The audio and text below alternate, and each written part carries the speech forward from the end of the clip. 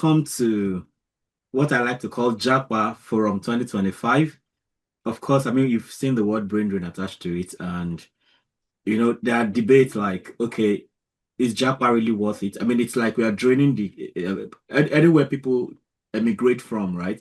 The place suffers from the deficiency of the skills of those people. But then some people have also come up with the idea that, oh, okay, these people go fine, and then they acquire skills and they come back, and we have things like diaspora remittance and all of that. So those are the kind of discussions we are going to go on with today. So I will welcome everyone who is already here.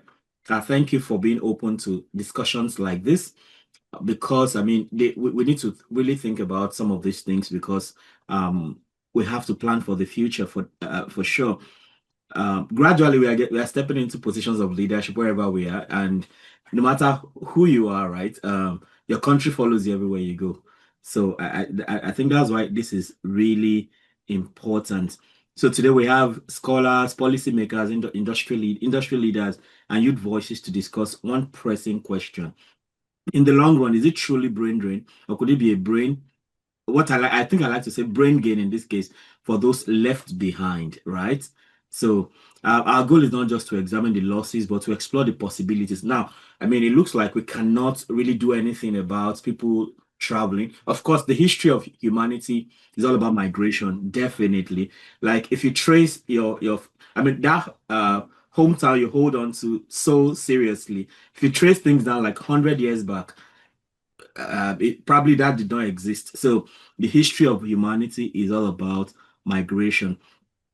So as we begin to get into the whole thing, I think we can have a couple of minutes to have some of our people who have joined already. You have the benefit of, I mean, introducing yourself briefly before we introduce the panelists. Dr. Jimmy and I, the convener, will take turns to talk about to introduce the panelists. We'll read their citations. So Adiola Delusi, you came very early. We saw you waiting. Thank you so much for making that possible. Do you want to tell us about yourself, please? Good afternoon, sir. My name is Adiola Delusi. Yes, sir. So I currently live in Lagos, and I graduated with as Oduduwa University International Relations, and I'm working as a social media manager at a digital marketing advertising firm in Ikeja, Lagos. And I'm actually dreaming of leaving the country, actually maybe through scholarship or any better route, actually. Interesting. Okay, Okay, so I mean, I hope you find answers to your questions here today. We have scholarship gurus here too, so you're in safe hands, I want to believe.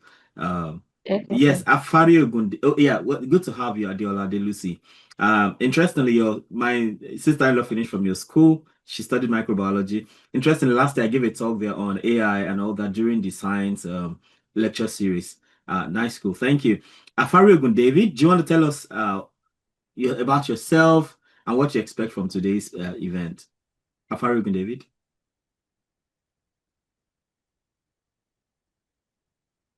Okay. All right. So if you are not able to hear from him, I think we should just move on to introduce our panelists. So I'll introduce the first person. Okay. Hello. Okay. Yeah. Please go ahead.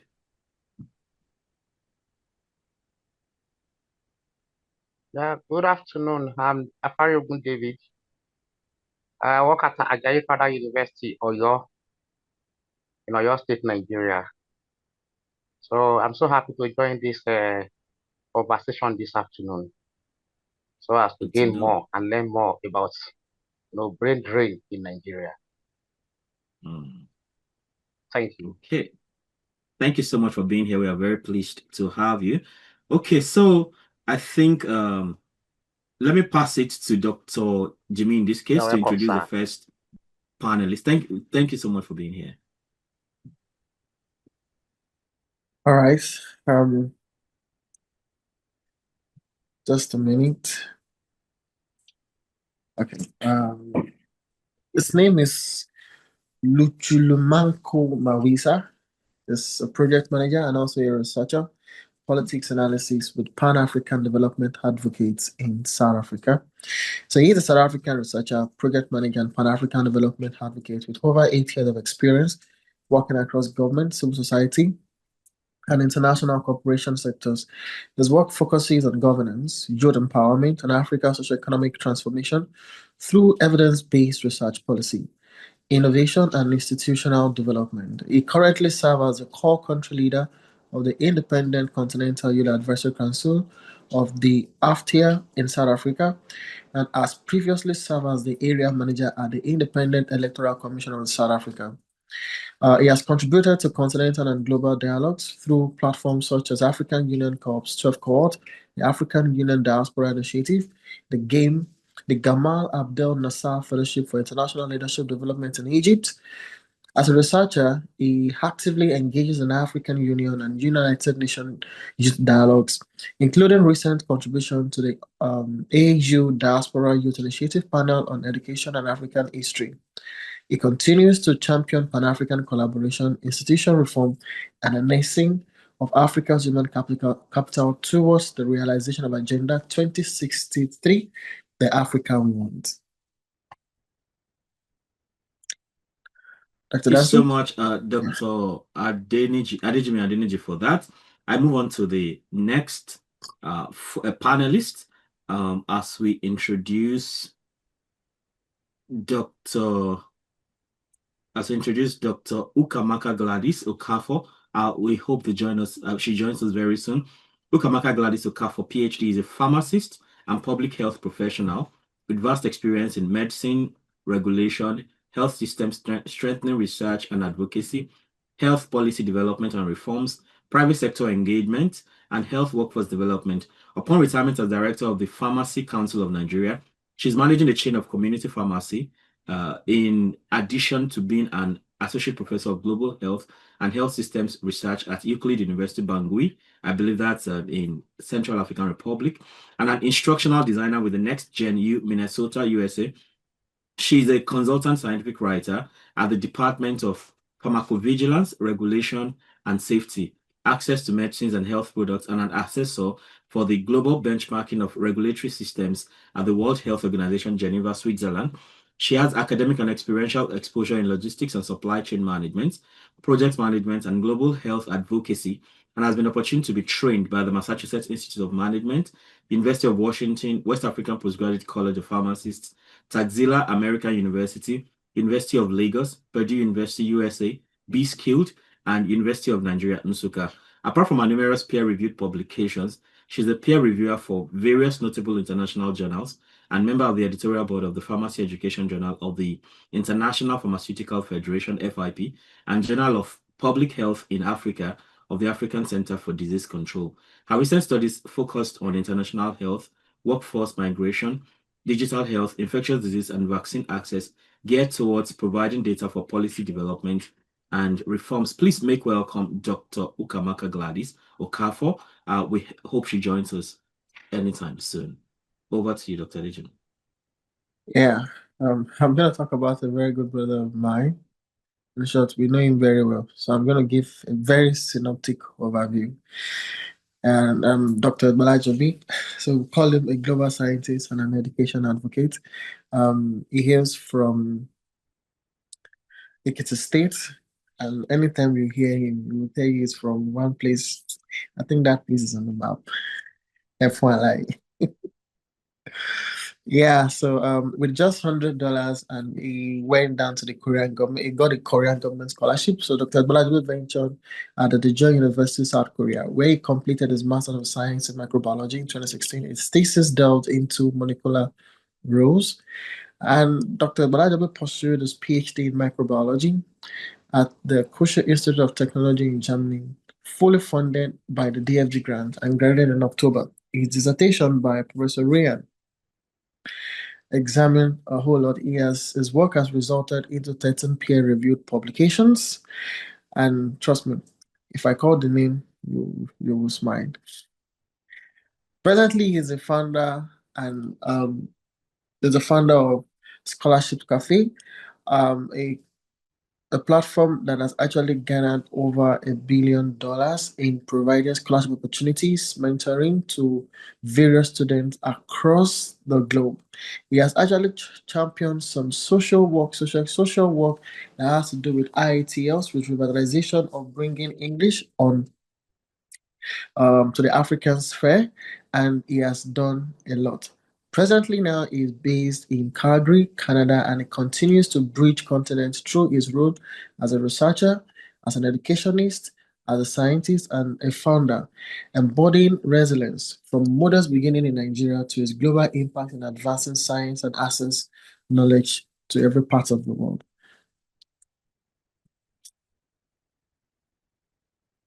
Okay, so we move to Dr.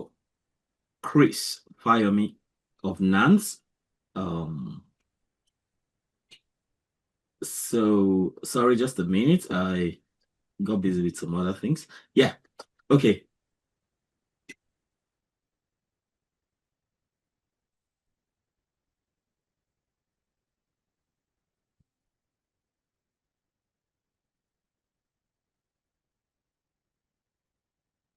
Okay, while we wait for him, I will just quickly read up on Dr. Chris Fayomi.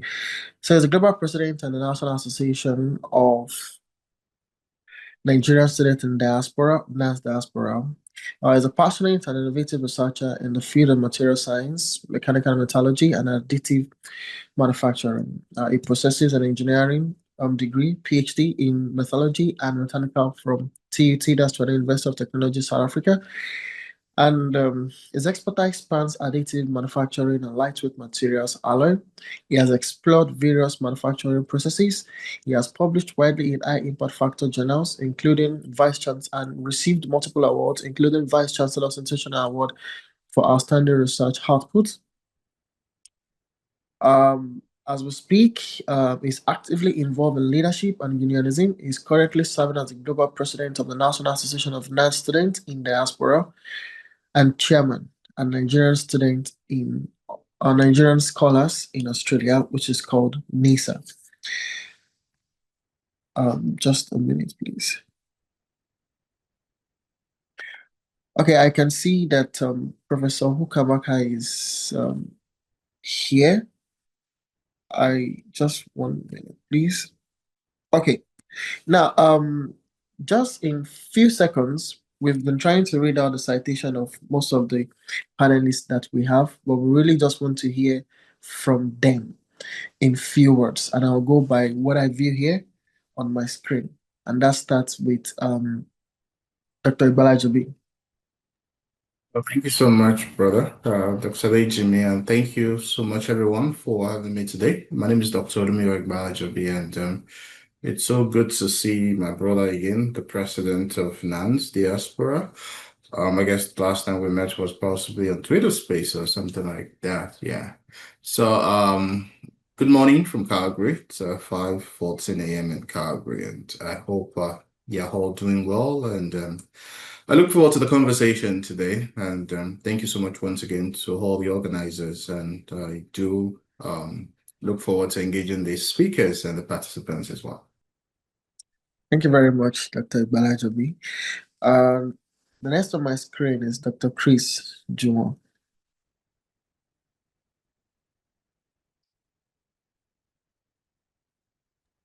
All right, thank you very much. Can you hear me, sir? Yes, we can. Right, good morning, good afternoon, good evening from every part of the world. It's 11:15 p.m. here in Australia, Melbourne, specifically. I want to say a very big kudos to the organizers for putting this together. It always shows that you have the interest of Africa at heart, and I always believe that together we can change the narrative over there in our continent. Also, I want to say a very big thanks to Dr. Ibalaja for all he has been doing for Nigerian students, both at home and in diaspora. Of course, directly, indirectly, most of us have benefited from his wealth of experience, and I'm glad to be sharing the program with him today. And to all other the host or the presenter rather, Dr. Please remind me, Danju, right? Dansu. Dansu. Yesterday, my partner saw the flyer, and she said, "Do you know him?" I said, "No." And he said, "You are now sharing a flyer with big person." I said, "What do you mean?" He said, "Back in the days in Futa, I used to tutor them mathematics. In fact, I didn't know he was a mathematician. So it was through my partner that I got to know that, oh, he's a math. But then I went back to say, okay, let me go and read about him." So he said, he used to teach us mathematics at is it their fellowship. I think he's a fellowship brother then. And so, yeah, thank you for so it means that Thank you. how many years back is still speaking to you today. And yeah, my partner is also a PhD holder in mechanical engineering today. So it means you have been in this business for a long time. So I want to say a very big thank you for what you're doing. So again, thank you for having me, Thank and you. I'm glad. Yeah. Yeah, and I have with me here before Dr. Dansu takes over, Professor Ukamaka Okafor. Can we just meet you briefly? Okay, thank you very much. Good morning, everyone. And I want to appreciate the conveners and all the panelists for agreeing to have this conversation on this very timely topic. My name is Dr. Kamako Kafo. I'm a pharmacist by profession and veered into public health and health research policies. So currently I teach public health in the Euclid University in Bangui, where the remote function. I'm also instructional designer with the Next Generation University in Minnesota, all remote functions. So I'm happy to be here. And I've conducted like three studies on international health worker migration in Nigeria, all undergoing peer review. So, and I'm happy to be here to contribute to this conversation. Thank you very much. Yep. Thank you very much, Prof. Okay, so I will go straight to the business of the day, and I'm just going to take it turn by turn. And the first round of question which goes to everyone is that we all know that everyone on the panel, by virtue of what you do, you have a stake on the table, which is very interesting. So I'm gonna go straight by what I have on my screen here, which is to Dr. Ibalajobi. Now it says that how does the outflow of skilled labor reshape economic productivity and innovation back at home? Well, thank you so much for that. For me, the conversation around Japa, I should say, again, for so many people that are here today might think Dr. Maywa is here and it's a time to, like, ask questions about how do I Japa with $100 tomorrow. But the big picture for so many of us, like, has been when we were leaving Nigeria, especially from my side, uh, about 12 years ago, I was particular about, developing my skill set, especially, going to those countries, taking those skill set, going back home on the positive side of it. And when you think about the kind of resources that we have back home, the limitations in terms of the resources, the funding opportunities, as well as, the limited approaches to like doing research. When you come to a kind of a say that climb, like, whether you're in the US, whether you're in Korea, whether you're in Japan, whether you're in Australia, you do understand that we could leverage those experiences. It's more like, exporting and then importing back to our home country. And I do believe that, the conversation around Japa should go beyond the fact that we talk about brain drain, but more about brain gain in terms of what we gain in terms of our own country, giving back to our home country, which is why most of us are here today, talking about, you know, the experiences we've had in different clients in different countries, bringing it back to our home country to shaping research as well as shaping mentorship as well. Thank you. Yes, thank you very much. That's very appropriate. Now, the same goes to Dr. Juwon. Of course, you are the one overseeing the Nigerian students, I would say globally, and the ones in Australia. So, how the question, how does this affect as well? You're muted.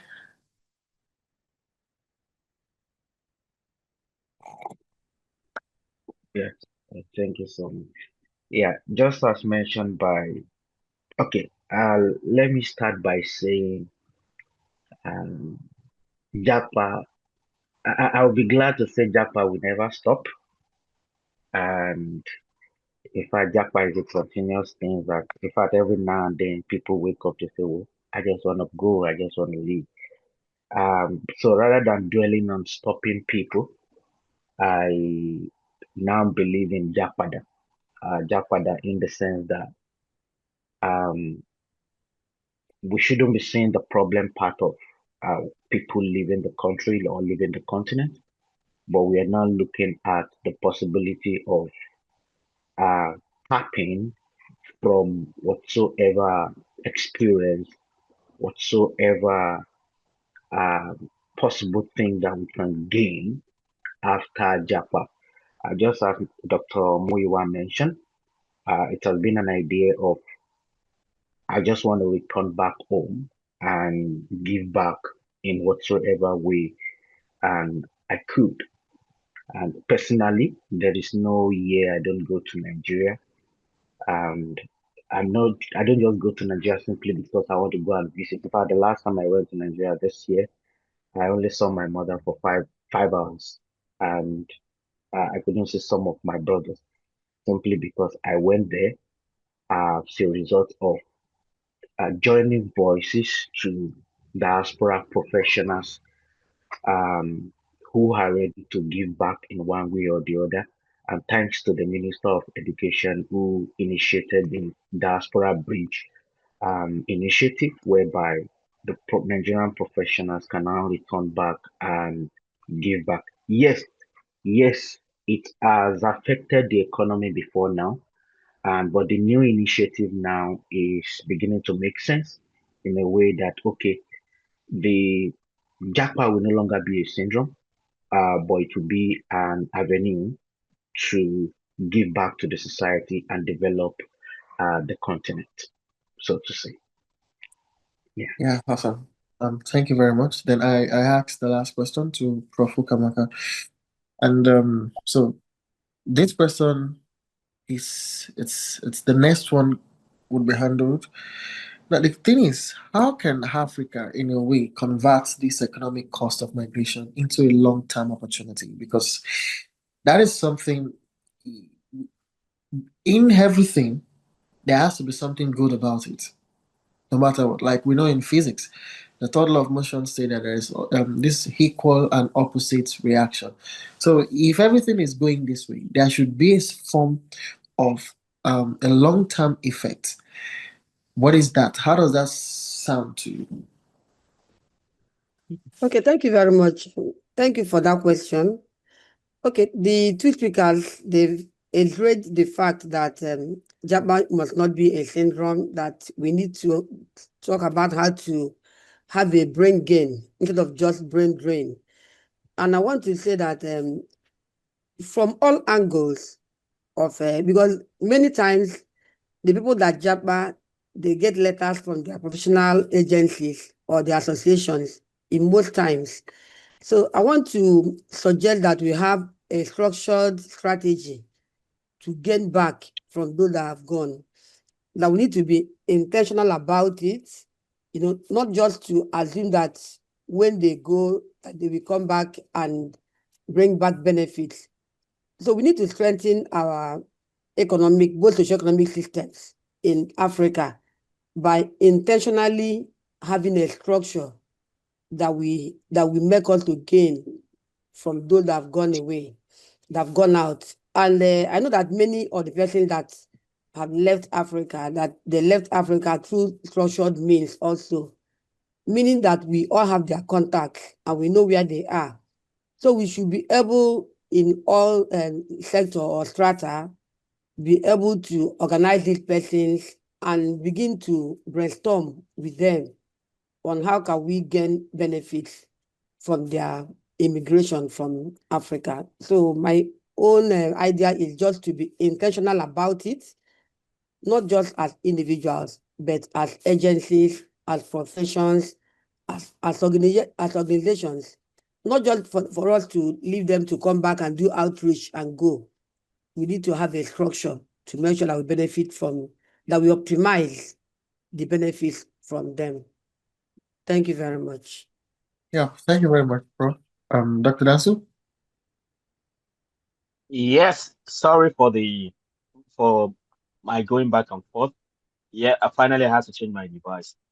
Okay, so thank you so much for all the interventions so far. So I think I'm going to go for the second question, which is about education, research, and academic exodus.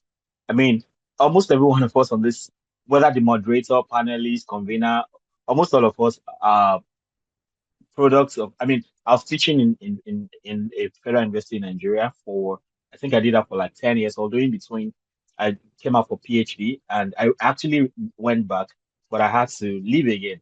So here we are. I don't want to ask an obvious question, but I think let me just go ahead and ask this. How can African universities and research centers create conditions that retain top talent? That looks like I can add this to it. Could international collaborations help reverse academic brain drain? So we can navigate ideas around these thoughts. Okay, so how can African universities and research centers create conditions that retain top talent? Then could international collaborations help reverse academic brain drain? I go for Dr. Ibalajobi for starters. Thank you so much for that. I think it all starts from prioritizing education in our home country. If I'm going to address the first question, it makes no sense. Like, I think myself and Dr. Adijimi had we've actually had this conversation before. Especially when you see some public universities back home still giving less than $10 to say this is the best graduating students, and then we go on all this and all those other things that are not transferable in a way. Like, when we look at it now, like everybody has become social media content creator, including myself anyway. But then when we look at the generations to come, like, do we want to have generations of engineers? Do we want to have generations of aircraft, modelers and all those things like that? When I see people coming out with first class, Dr. AGB knows how much I'm always so passionate. I'm super sorry for those possibly with Tutu. I'm not being biased here, but I do want to ensure those guys are like, this one must be seriously protected.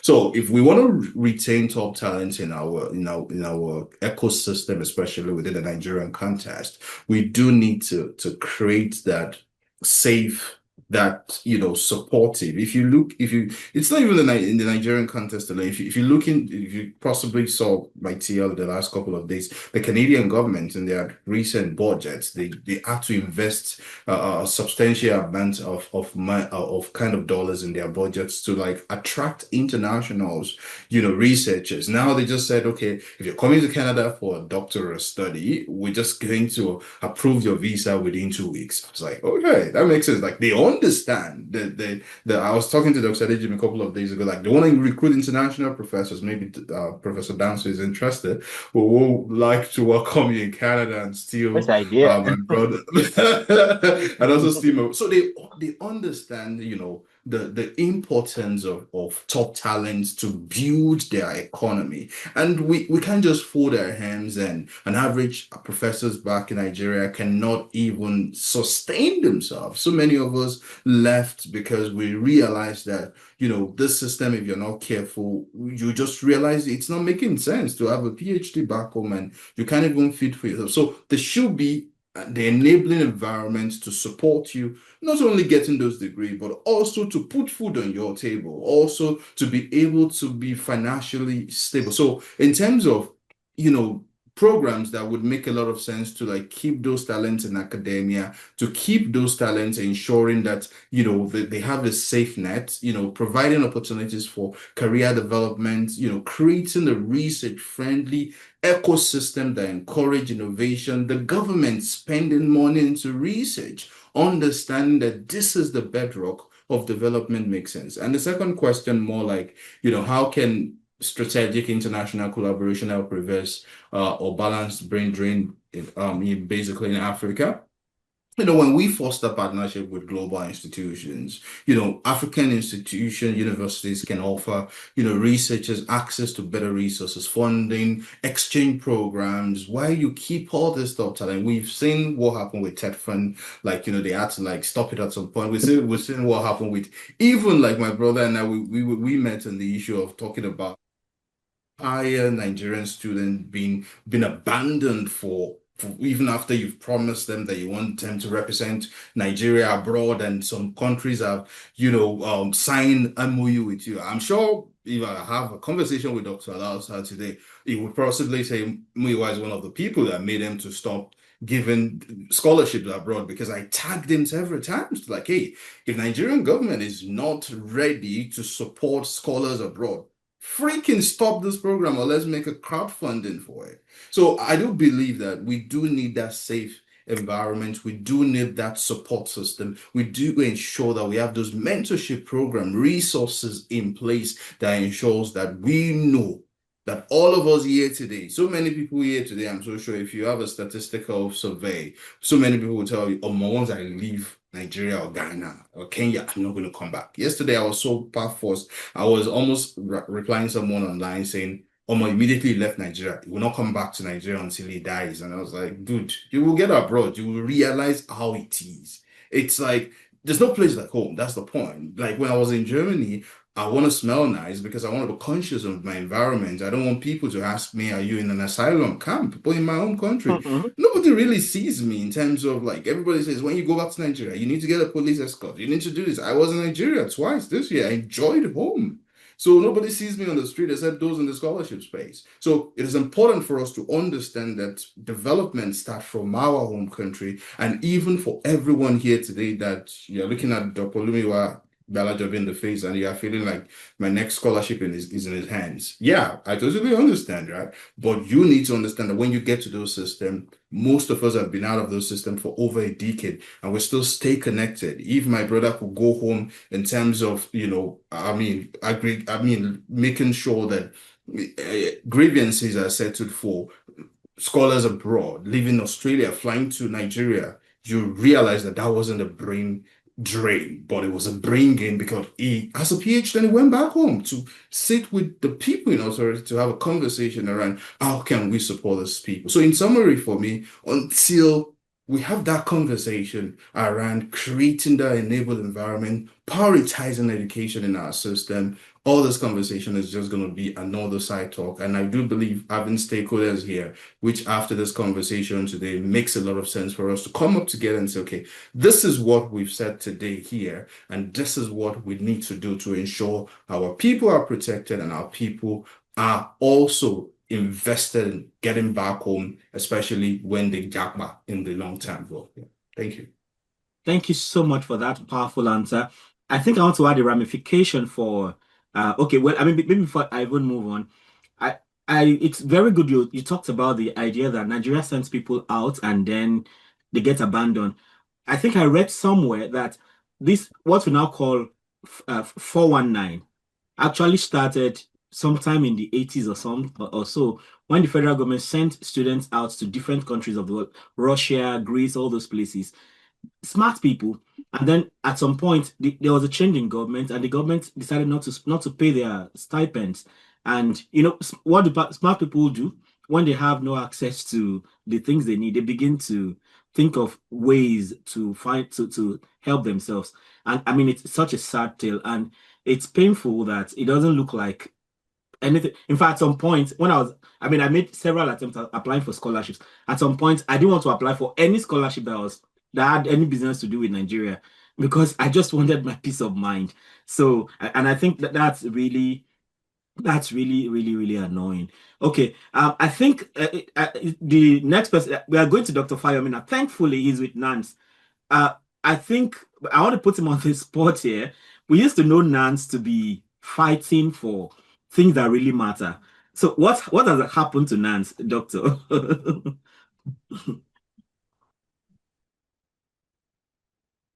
You teach sir. Yeah, obviously, you're actually putting me on the spot here. So You sorry to see, do that. I didn't plan that until it just came. fine. This is not the first time that something like this will be coming up, and Mm, uh, China is coming on board simply because you see, integrity is very key and important, and we must understand. And it's, in fact, whatsoever thing that is affecting NANS, is also what is affecting most of the our institutions today, and it is called politics. So, a situation whereby we have more political interference in the system would definitely be having what we have today. And it's a situation whereby when people cannot say the truth the way it ought to be, simply because, yes, I have this Babasale that we get angry because he's the one in power and all that. So things like these have been the problem. Okay, things like these have been the part of the problem that Nance is having. And again, unlike Nance diaspora, whereby we make sure that you are being verified before you can even contest for any position. We make sure that even your universities or your higher institutions that you study in diaspora, we need to sign a document on your behalf to say, oh, you're contesting for this position. We don't have such a system in Nigeria, and that is why you realize that we have more of people that they are in school but not in school, so to say, compared to where we have in diaspora, whereby it's not about intentionality here. So that is the case. Um, should we blame it on economy? I wouldn't want to say. I would just say it's a choice. So yeah, that's the difference. okay, so okay, I mean, so the process is getting better for recruiting better leaders and all that, I think. Yes, the process is actually getting better. Recruiting better leaders. Okay. I mean, I remember I did a diploma in marine engineering in Federal College of Fisheries and Marine Tech, VI. Then I was really into politics. I was clerk of the SRC. So there was this, we're supposed to have a Nance event in Kano State. I thank God I did not attend because it was not for for a gentle soul like me. It was a war kind of, and that's so painful. But I mean, let's hope that things get better, like you said. So now I take it over to Professor Okafor. I mean, you have a lot of experience in policy. You've been there, done that, and everything. What can you say about this issue of education, people leaving Africa, people and like what exactly? I mean, I think the Nigerian situation is particularly pathetic in the sense that even in Africa, you can imagine that a professor in say Makerere University earns better than a professor in the giant of Africa. That's serious. I mean, a professor earns less than $500. I mean, a professor at bar earns less than $500, roughly $500 every month. So what exactly? What can we say about these things, ma'am? You're muted, ma'am. Okay, thank you very much. I just came back from a pharmacy conference in Kano. last night, and the keynote address speaker was a professor for almost 20 years, and she told us that she had been earning around that $350 every month in the last 15 years.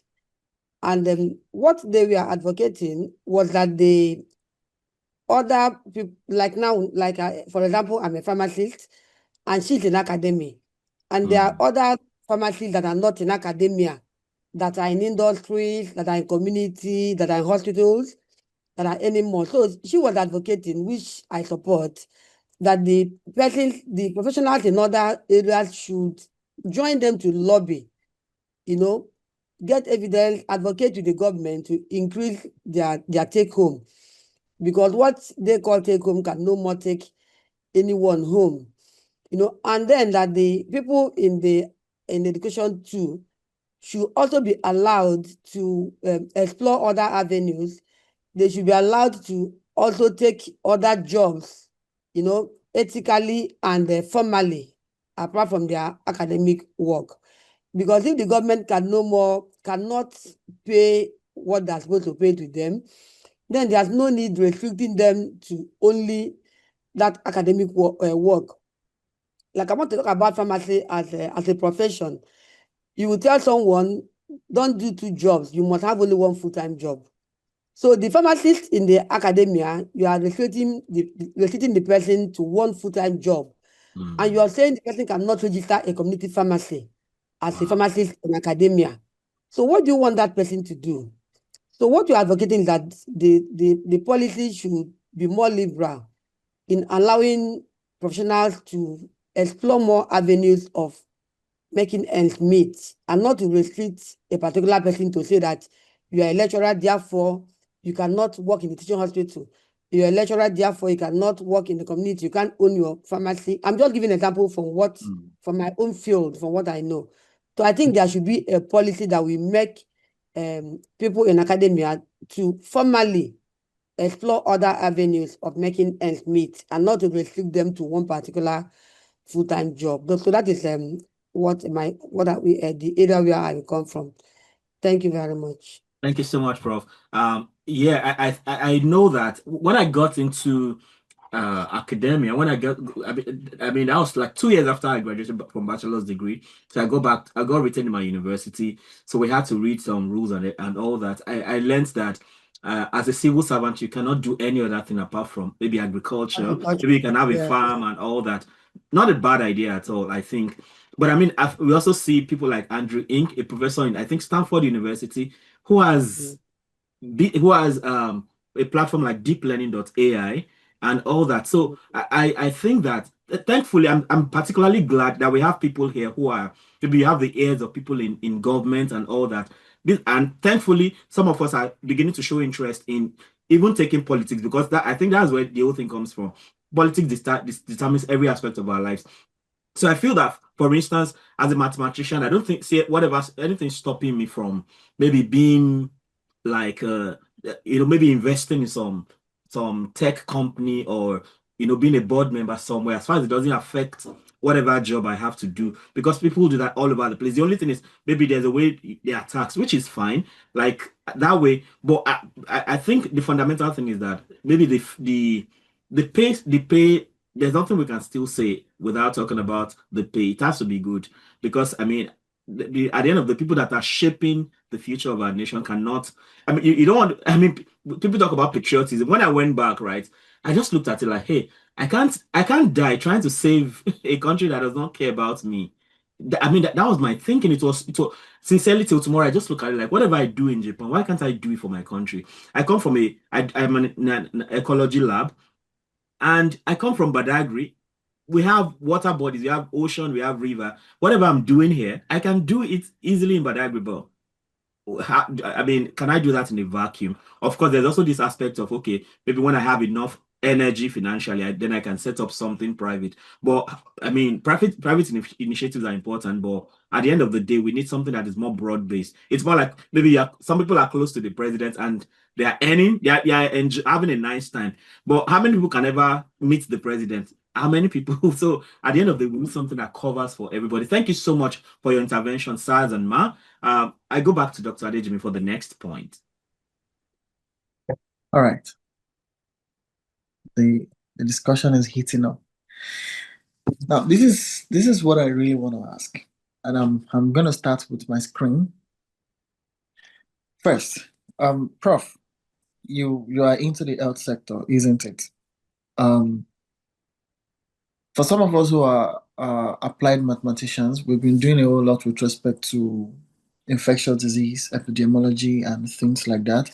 And today, when you look, we saw how the Western world has made use of this field of applied mathematics in shaping health policy making in their government. At least I can categorically tell you that when we had COVID, I knew how much, sorry, when there was COVID, then in Australia, I knew how much the government invested in the universities with some professors or some researchers that has to do in mitigating the spread of that disease. And I say that we do not have much of that in our country, in Nigeria, even in Africa, except maybe I really want to take out South Africa, which I know that to some degrees they are still putting money into some of these things. But when we look at Nigeria being the giant of Africa, you being an health policymaker, after you answer, then this same question goes to Dr. Balajabi. Now, how do you think, what will be the long-term effect if this thing becomes a reoccurrence, rather?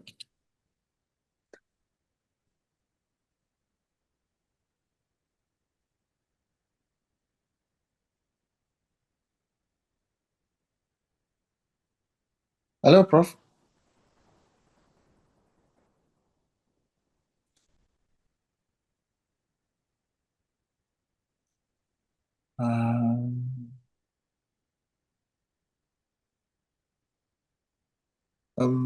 Hello, Prof. Can you hear me?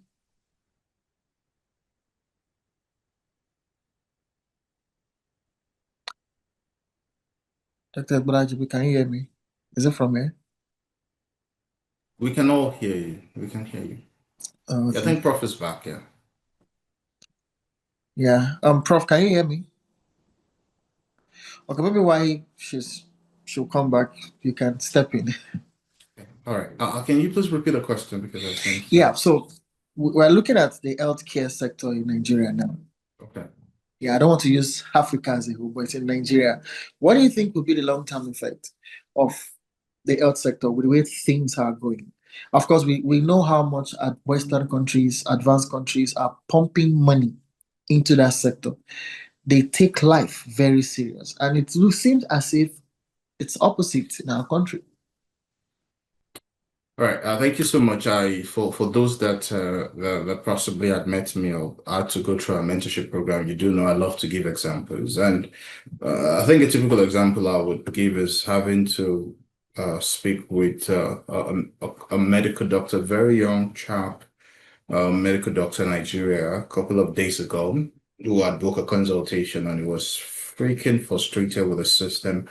And he said, Doc, it was someone, a consultant that said I should talk to you. I know that you can get me scholarship. I need to leave this country. I'm frustrated. And I was like, take it easy with yourself. Take it easy. Yeah. Because you live in the country, you are just being emotional right now. And I understand your mental state. So, we've seen it, doctors moving, en masse, leaving the country. We've seen conversations around pay, like we mentioned in academia, the same way in the health sector as well. People are supposed to help, protect the system, to help give services that are essential services. So it makes no sense when I mean, when you look at the Canadian system, for example, most Nigerian doctors, when they come around, it's so difficult for them to practice because of the bureaucracy. I've been involved in this conversation around you have to write the IELTS again, showing that you're from Nigeria or you're from Ghana or you're from Kenya, and you have to some of those instances you see some stories about people writing all this exam over and over, people having to do many jobs like Uber driving to even survive as medical doctors who were well trained back in Africa. And then you come into the system. This system is freaking expensive, especially for those raised in the Canadian system. Maybe even when you're done with your medical degree and the residency, you're still left with $500,000 in debt. But in our home country, it is subsidized. We could have improved on the exposure of those people, the experiences of those people, building a world-class system that even when you talk about medical tourism, like somebody was saying, like Donald Trump emphasized on invading Nigeria, and then we call ourselves a sovereign nation, and then having to call ourselves a sovereign nation, we still have our leaders going to those countries to seek for medical support. Like, so how are we even sovereign in the first place?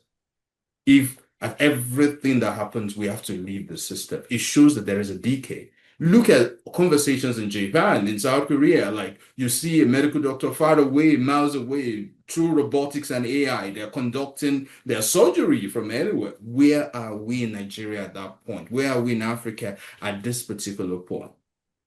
So it is very important to have conversations around that. If we do not solve this issue, it's going to be a very big issue in the next couple, because when you begin to raise medical doctors, believe me, you go abroad, you understand how really expensive med school is, and in our own country we subsidize that, and we still need to keep those people. We are losing them because they felt like the work stress. I have a sister who's a medical doctor, complains about the issue she gets a job, like even nepotism issues that has to do with leadership and quite a lot of things, and she's frustrated.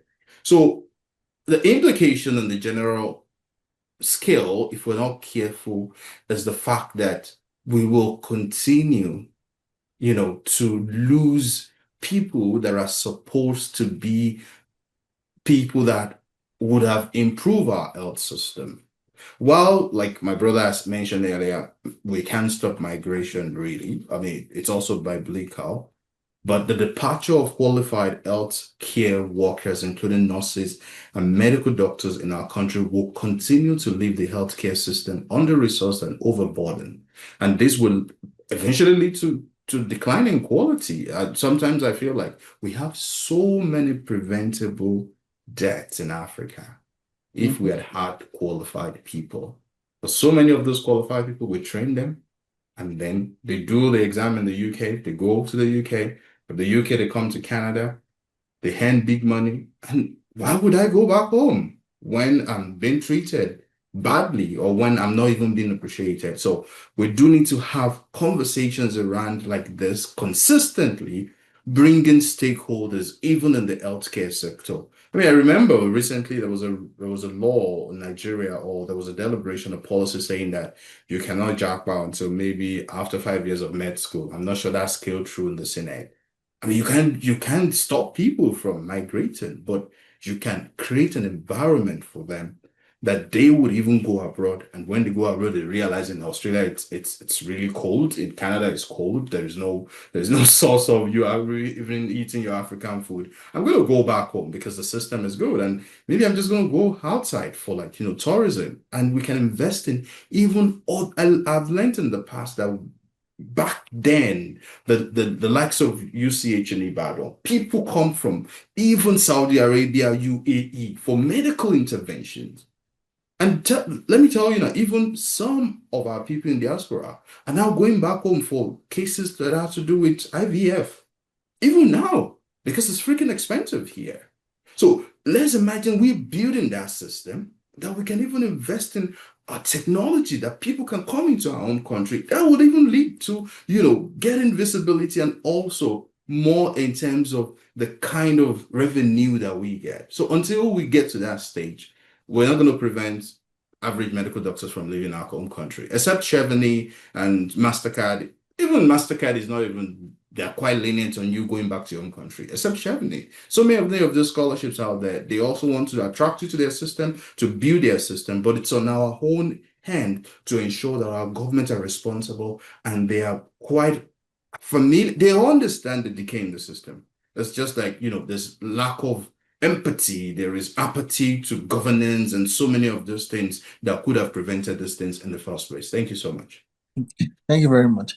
Thank you very much, bro. I'm going to change the reading. But before I change the reading, to buttress what you're saying, I don't know Turkey for anything, that country. But when I hear Turkey, people go there to go and do their hair. And they know them for that. Maybe for any other thing, they might not know them. So I want to change the reading now. And that goes to Dr. Chris. Somebody said something. He said, if you leave Nigeria and go abroad, then it means you are smart. Now, the question is this. What happens to those who are left behind? Is it an opportunity for them to grow, or it's an opportunity for them to complain? Because the truth is this. I want to believe that if you go back way line in secondary school, you see the guy who is always the first in class. If he leaves, it's an opportunity for who is second to be first, who is third to be second. Then it means that there is something growing. So now let people who have left have left. Some people are still dying to the fact that they need to go. No problem. Because now migration is expensive. So it means that if you have money, you can migrate. But let's talk about those who are on ground. What is their fate? So is the government the problem, or they refuse to see another opportunity that says that in the midst of this scarcity, there is a breakthrough somewhere? Thank you so much, sir. See, the truth is, 1% or less than 1% will always get through, no matter how bad the system is. And that is what we have today. Yes, government. But sometimes when we say, yeah, government, I will also come back to ask myself, but who are the government? Are we not the government? Is it not myself, yourself, our brothers? They are the government. Okay. I just talk about something. Dr.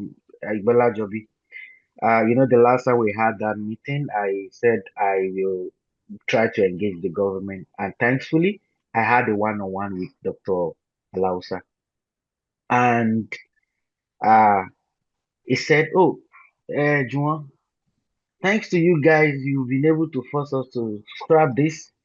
However, we just need to scrap it because there are a lot of problems associated with that scholarship, the BEA scholarship thing.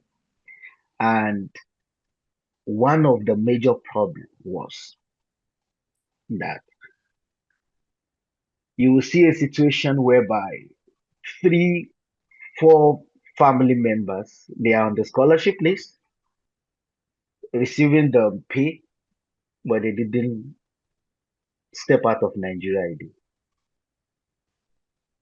In fact, one of the directors in the educational in the Ministry of Education happened to approach him to say, "Sir, please look into this thing because I have 3 of my kids that are benefiting from this and they never step out of Nigeria." Yeah. So you now understand that, and you realize that at the point whereby we are discussing this problem with the minister, right? The director of the Federal Scholarship Board was still advertising for the next year. So we have to call the minister's attention to this one. But we are still talking about this, that this thing is not working. You have to stop it. This BEA scholar thing is not working. And there, we got to realize that 678 million goes into that scholarship thing every year. Yeah. But we are not saying it. So it's all about the intentionality behind anything that we want to do. See, it's a complex process, so to say. It's a complex process. And you realize that because the system is not transparent enough, that is why we're having 1%, less than 1% people surviving. Because that 1%, less than 1% is a situation of people that knows who is who. So it's all about you playing your game to know who is who so that you can survive. So it is no longer coming from the perspective of, oh, it's because I'm smart. So being smart is not even a case of surviving in that system. It is being, I don't want to say being political, but being strategic. Yeah, you just have to be strategic to know who is in charge to say, okay, yeah, you have to just give me opportunity. And that is why we are having that problem. So it's a complex system altogether. But I can tell you that, yes, government have a role to play in all of this. And more reason why the current minister has to look into. In fact, that was when he now called the board members to say, come, bring me the files. I want to see the file. So you realize that previous ministers, so to say, don't even check those documents. They just approve on their behalf, because they are so busy with so many things. But it took his time to look into it and realize that no, a lot of Dr. Igbalajobi again. Imagine us sponsoring students to countries like, let's say, like Algeria, for Nigerian students to study English language. You understand? So it's just a whole lot of, you know that, yes, the intention is good. Let us have bilateral exchange. Let us have bilateral agreement. Let us have memorandum of understanding with other countries. But yeah, the intention is good, but the motive behind that intention is rough. The motive is not to say, okay, we want to better the education and okay, those people will go and come back. No. So imagine us sponsoring students to go to Morocco studying English. How? How? Countries that are not even English speaking countries. And but we are spending these millions going there. So it's a whole lot of things that, yeah, the whole idea makes sense. Oh, we need to have bilateral exchange. We need to have agreement with sisters countries out there. But the people in charge, the people that are piloting this affair, they are not doing it with good motives in the sense that they just want to benefit from everything. So yeah, government have a role to play, but we are also the government. Some of our people are also the government. So sometimes my concern will be, bros, can you not just do it? Make it even make sense. Like make all of us the enjoy am. As you are saying it in abroad, like do you know what how funny it is that your brother at home and your sister at home believe that once you step out of the system of Nigeria and you study one or two with genuine intention, in the next few years you are going to be a big boy. You are going to be a big girl. So if you are believing the system there will give them that thing, then why don't we make the system work so that even back at home people can enjoy this? Okay, once I'm finishing this, I'm gonna be a big boy, I'm gonna be a big girl. Do you understand me, sir? So it's a concern, so to say. But just like what Dr. Balajobi mentioned, we must continue to have a session like this to remind people that see we have work to do and the ball is actually in our hands to keep preaching it. And keep engaging it. So for those of us that have seen the light, I would say we are talking about it today because we have seen the light and we have seen it all. We've been to Nigeria and we've been in abroad and we know that no, something can be done specially, something can be done better. So we must not stop preaching. We must continue to preach it until we see the light, or until we transfer the light to others to see from our own angle. Thank you, sir. Yeah, thank you very much. That's awesome. The last question before I hand over to Dr. Dantu is this. So now We know what the problem is in a way. Now, this question is to Prof.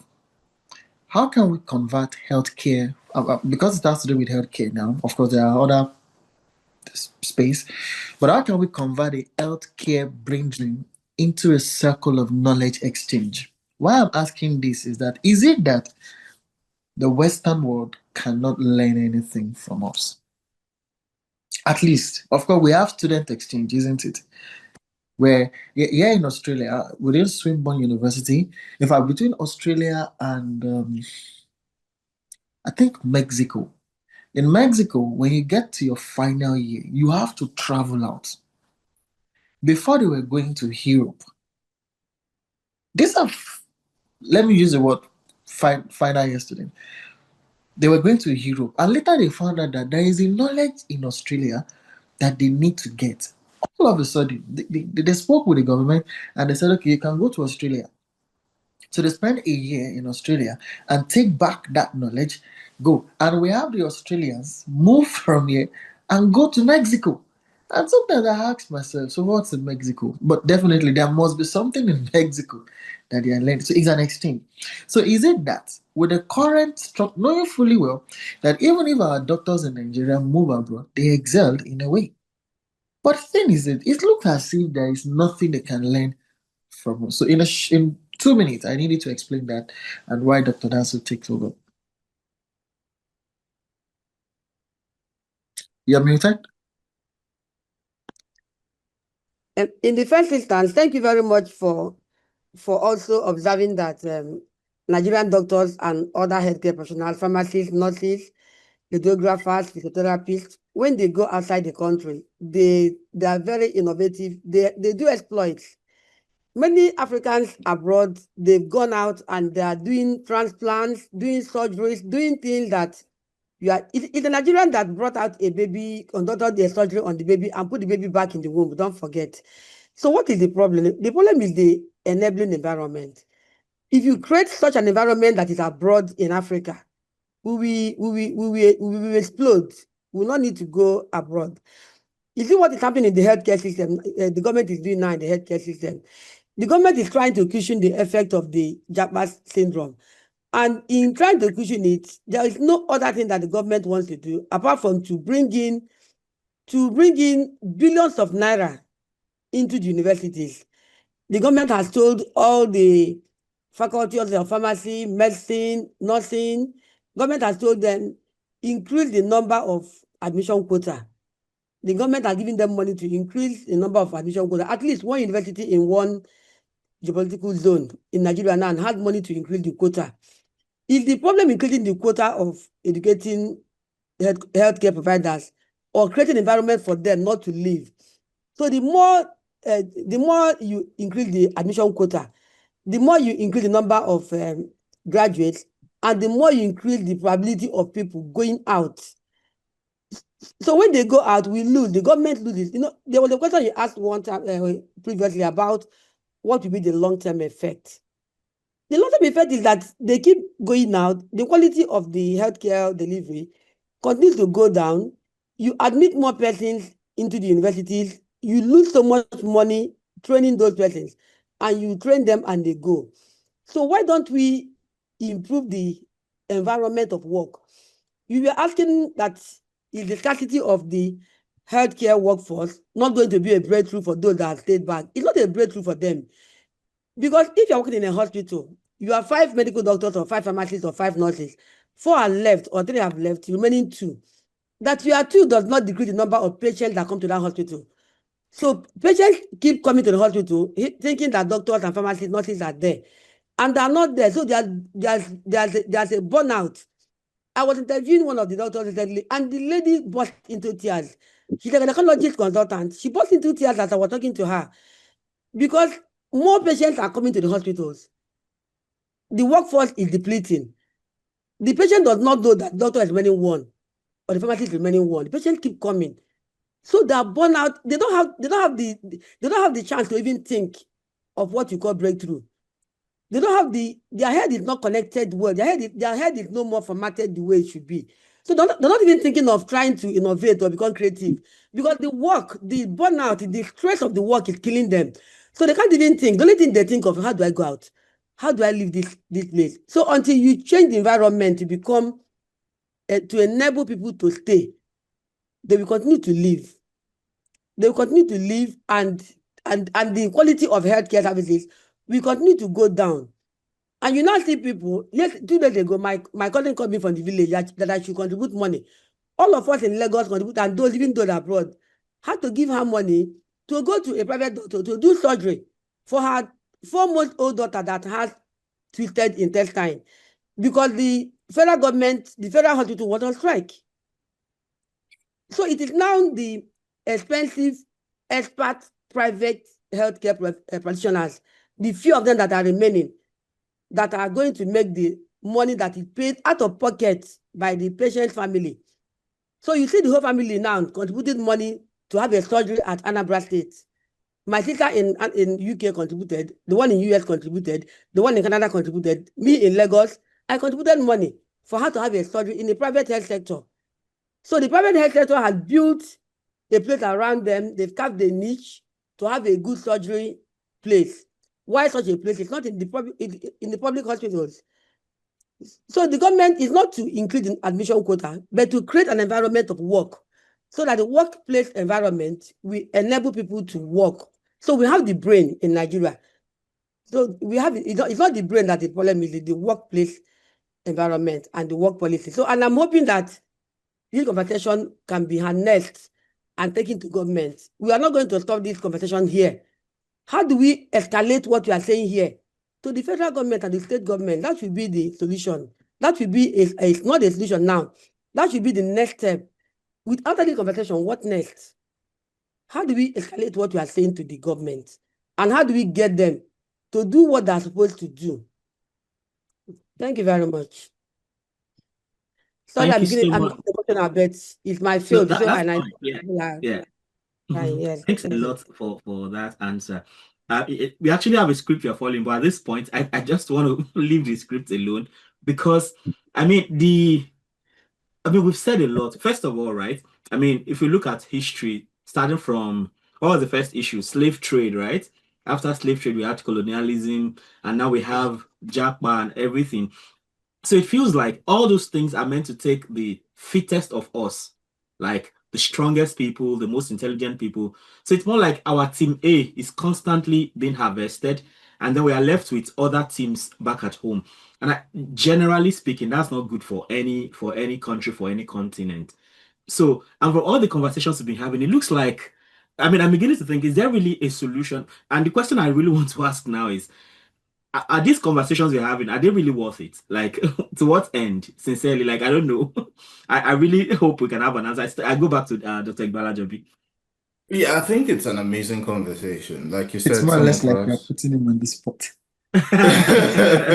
Yeah. Like you're really picking into my skin, because in the last couple of weeks I've been really laid back in terms of advocacy. We know so many of us here, including my brother, the NANS president, we put a lot on the timeline, on the line, our career, our safety, so many of you that are here today, and you think, oh, Dr. Miwa, you just heard from Dr. Ejimi, he fought the high LTS thing and he got those waivers. I had those on my own career paths. Like so many of these institutions abroad that I've challenged in the past, they wouldn't want to recruit me if I want to become a professor in their school, because they would rather prefer someone that would not challenge the system. And I've had so many of those, obvious systemic racism in this system, that even some of the top schools will tell you, Doc, yeah, this year we're only recruiting women. The men can take care of themselves. And you realize these are fundamental issues. But one way or the other, some of us are close to those in power. Like, my brother is close to Alausa, yeah. I have some political connections in a way. I know the Minister of Youth and, all those things like that. Maybe in the future, some of us here will be in the corridor of power as well. And I don't want to use the word insane.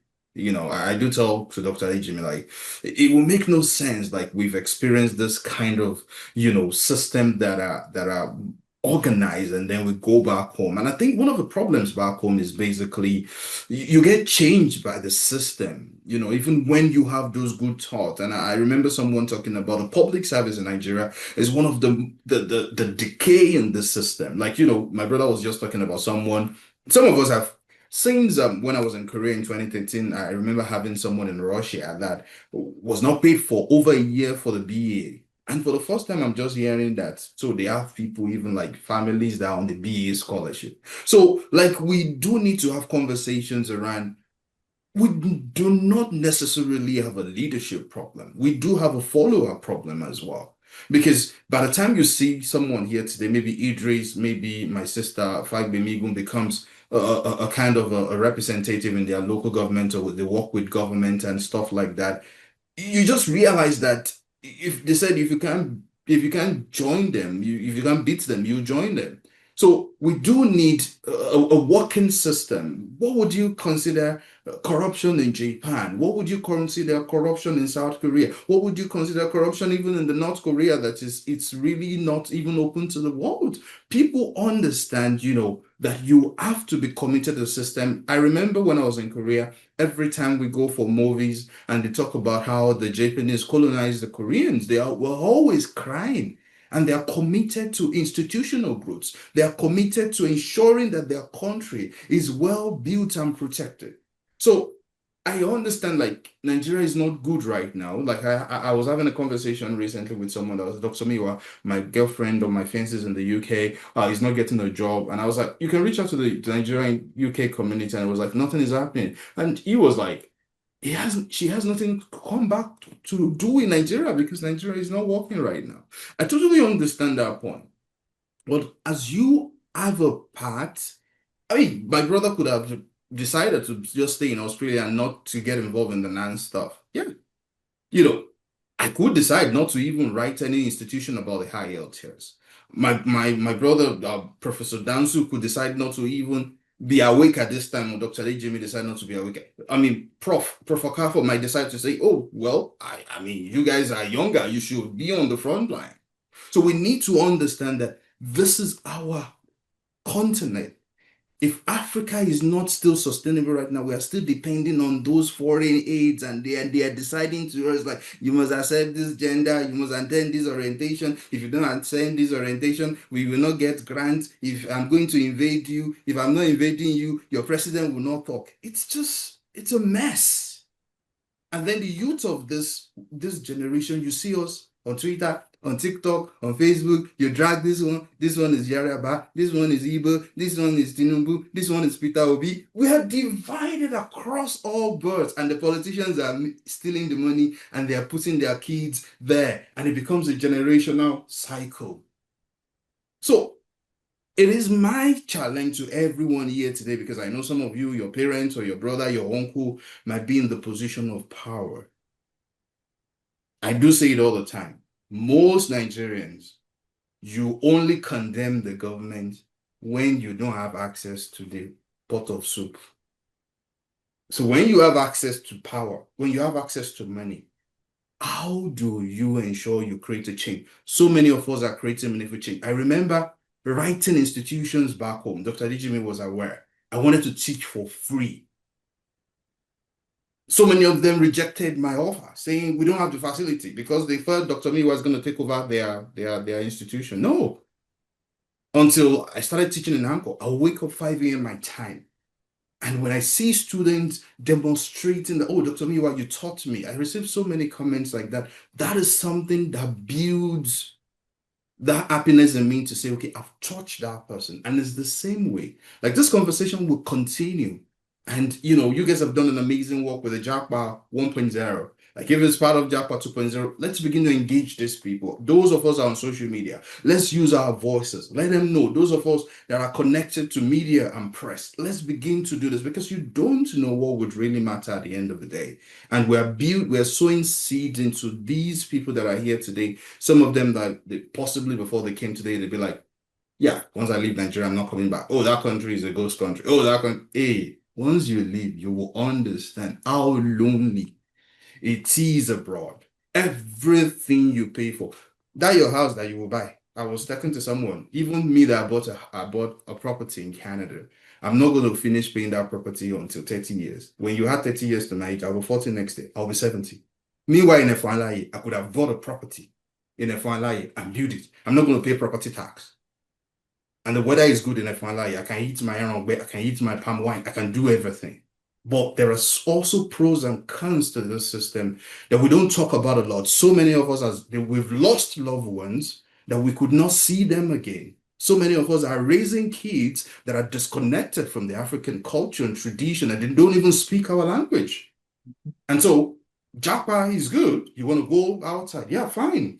Scholarship Cafe is always, we'll keep posting scholarship. But again, there are also the con side of it that maybe in another conversation, we do need to talk to ourselves clearly to say, this is our own country. This is our own continent. We need to begin to hold each other responsible in our little space to ensure you touch the next person, that person's mental. When I started Scholarship Cafe a couple of years ago, Dr. Jijimi knew my goal was to raise generation of transformative leaders in Nigeria across board, that we can now come together later to say, yeah, this one is a neuroscientist, this one is a physicist, this one is an AI engineer, this one is a machine learning engineer, and then we can take over the system. But again, once most of you leave, yeah, I know you don't even know Dr. Miwa again that until we meet again.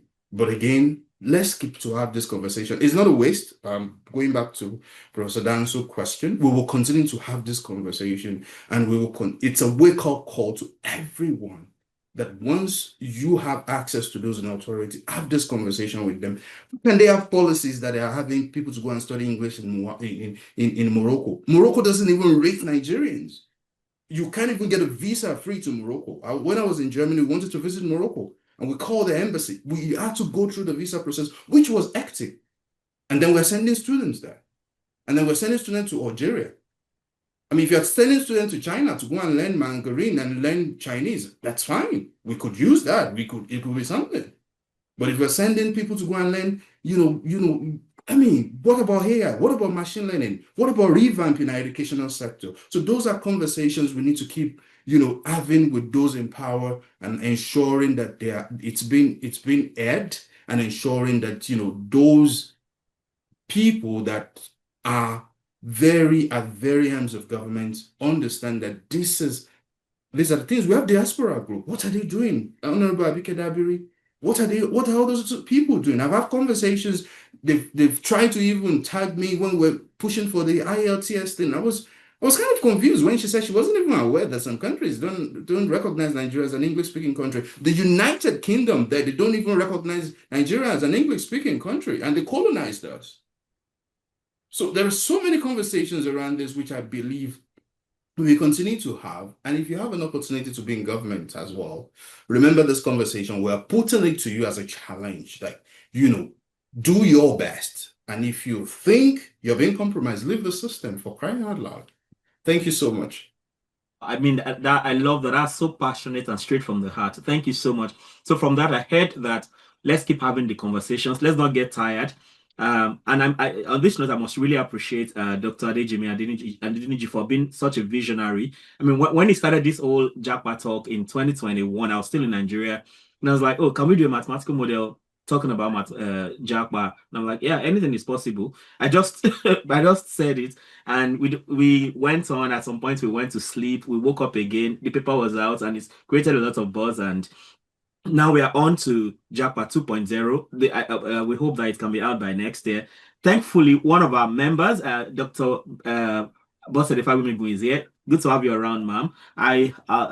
Once I identify other members of the team, we're working on the research together. I mean, for 2.0, we had to extend to other parts of Africa. We made a call, and we're looking for people in specific countries representing different aspects, different regions of Africa, North Africa, East Africa. Of course, West Africa is already well represented by Nigeria, and I think we sought out. Yeah, I think we even sought out some colleagues from Ghana. We went to Southern Africa. Sadly, after all the trouble, we could only get one person from Kenya who was really interested, who has been very helpful to the movement. So we hope that, I mean, we have committed our lives to it. I will keep building on. We'll keep getting better, keep getting data. Thankfully, we have we can deploy our mathematical knowledge.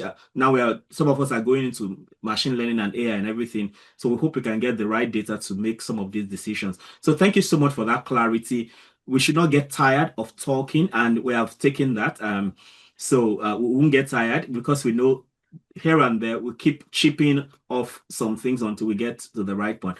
Now, based on that, now you made mention of something about the system, right? I mean, there was this popular story about a particular woman who lived in Canada for 16 years, and she became a director of an institute in Nigeria. And somebody who had been law abiding in Canada got to Nigeria and then started awarding herself unexplainable remuneration. I mean, and that's so serious. And in a way, it looks like, just like you've also implied, it looks like the system tends to railroad one into the system is configured in a way that no matter what, if people come with good intentions and then they get railroaded. Now, I'm directing this question to Dr. Fayomi. Thankfully, when I saw Nance, I was so happy. I was talking with Dr. Jimmy that this Nance person. I can't wait to have a discussion with him.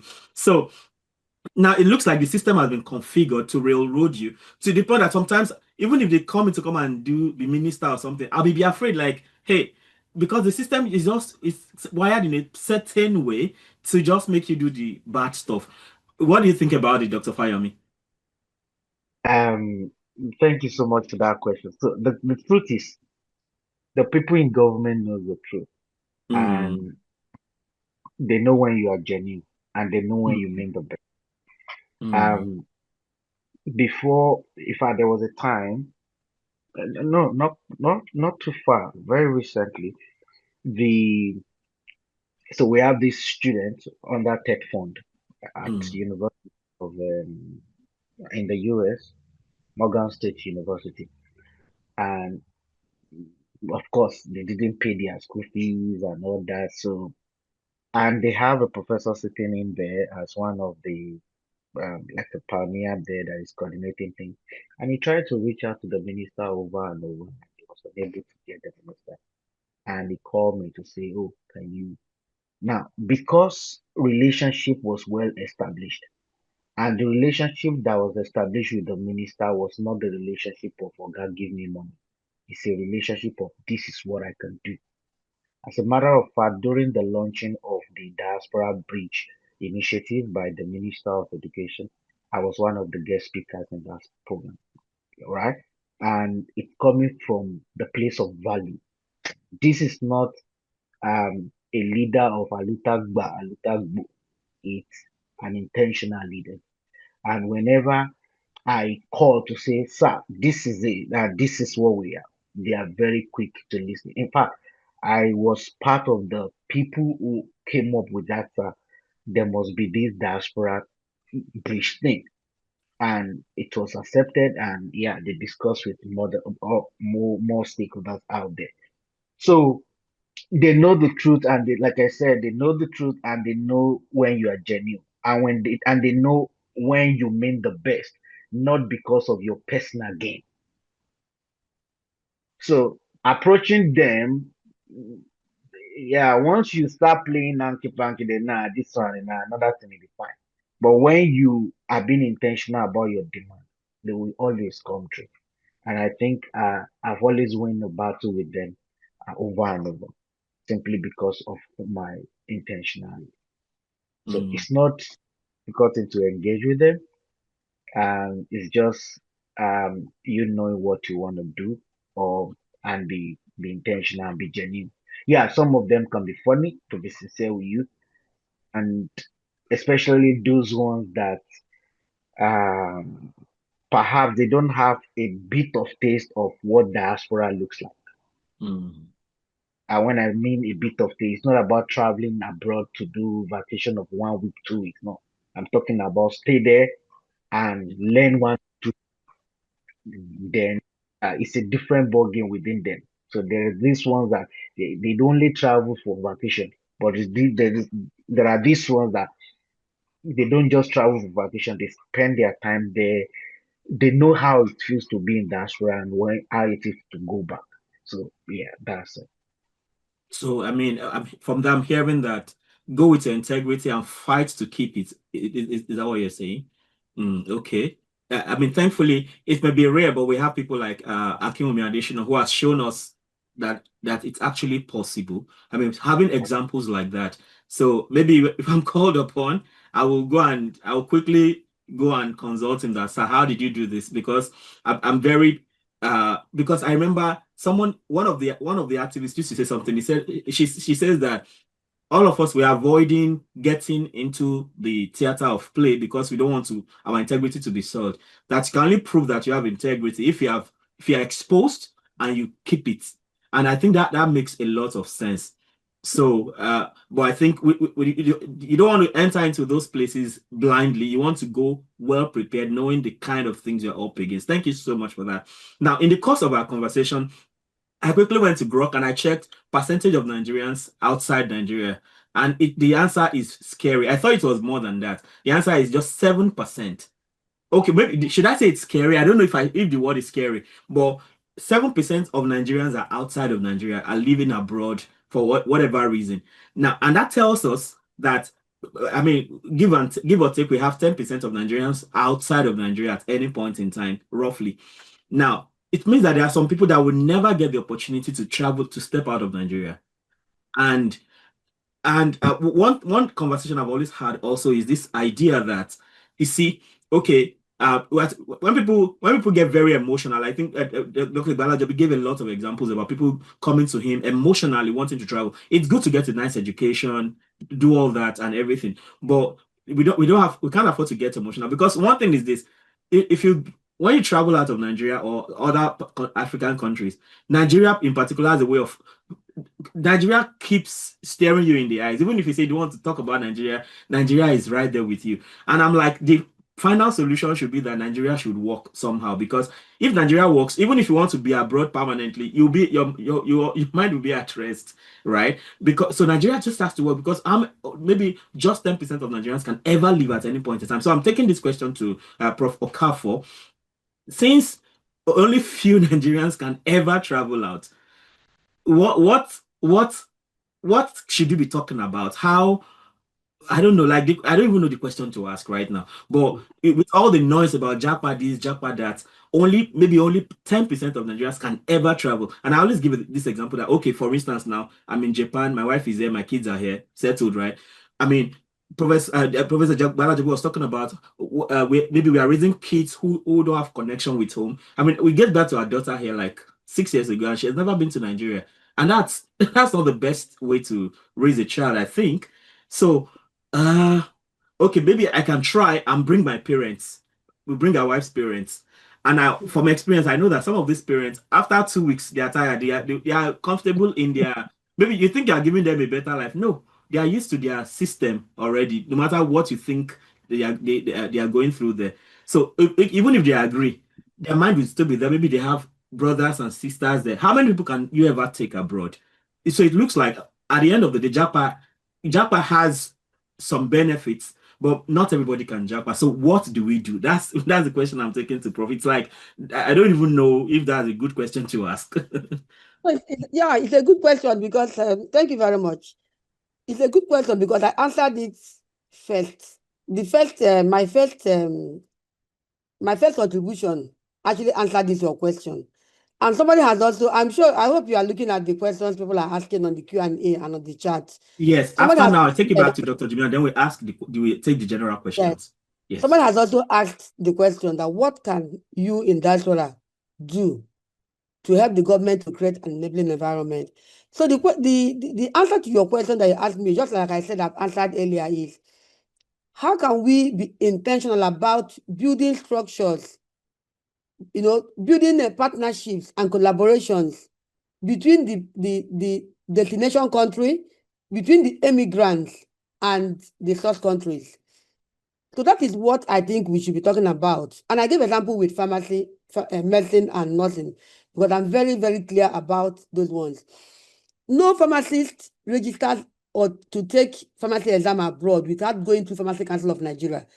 No doctor does that without going to the Medical and Dental Council. And no nurse does that without going to the Nursing and Midwifery Council. It means that we have their email addresses. It means that we have their telephone contacts. How do we harness these potentials back to Nigeria? Not for them to come back. Many of you won't come back. But how do we optimize the benefits from you to build systems that are strong? How do we use the people that are abroad to strengthen our already weak health system? Because our health care system is weak now, with many of the healthcare providers out of the country, and even the ones that you are investing our money to train, they're also going. That's how the people like you are also going. Now you're talking about mathematical model of Japa. So you are talking about that from Australia and from Japan. So the question you are asking, how are we intentional about harnessing, optimizing the benefits of the international migration of the immigrant? We want to tap from you, we want to get from you. How do we get back? Because we trained you in Nigeria and you have left. So we are the ones losing. People like me are not going anywhere unless I want to go for Mugo and come back. So how do we harness the potentials from you into the country? Because you have said that 7% are abroad, and many of the 90% or 93 will not be able to go out. In fact, there are barriers. When I had my study on immigration, people are telling me about so much barriers why they can't go. Some people, when they sell out their land in Nigeria, they can't. It's not enough to go. Wow. The people that are taking the exams, they are paying in thousands of dollars, so they don't have that money to even go. So it means that then some of them cannot go because of their mother is ill. The mother is old. You can't leave your mother that is 80 or 90 years that is ill in Nigeria to travel. So how do we help those people that cannot go? So that how do we help the government? Somebody will ask you a question that he or she wants to read PhD abroad, she wants to get scholarship. How do you help? So as we're talking about how to strengthen the system in Nigeria, somebody is asking you how do you help him or her to join you where you are. Thank you very much. So how can we be intentional about optimizing the benefits from you? So I think that is the question we have to ask. Thank you very much. That person is that's serious. Like I feel attacked.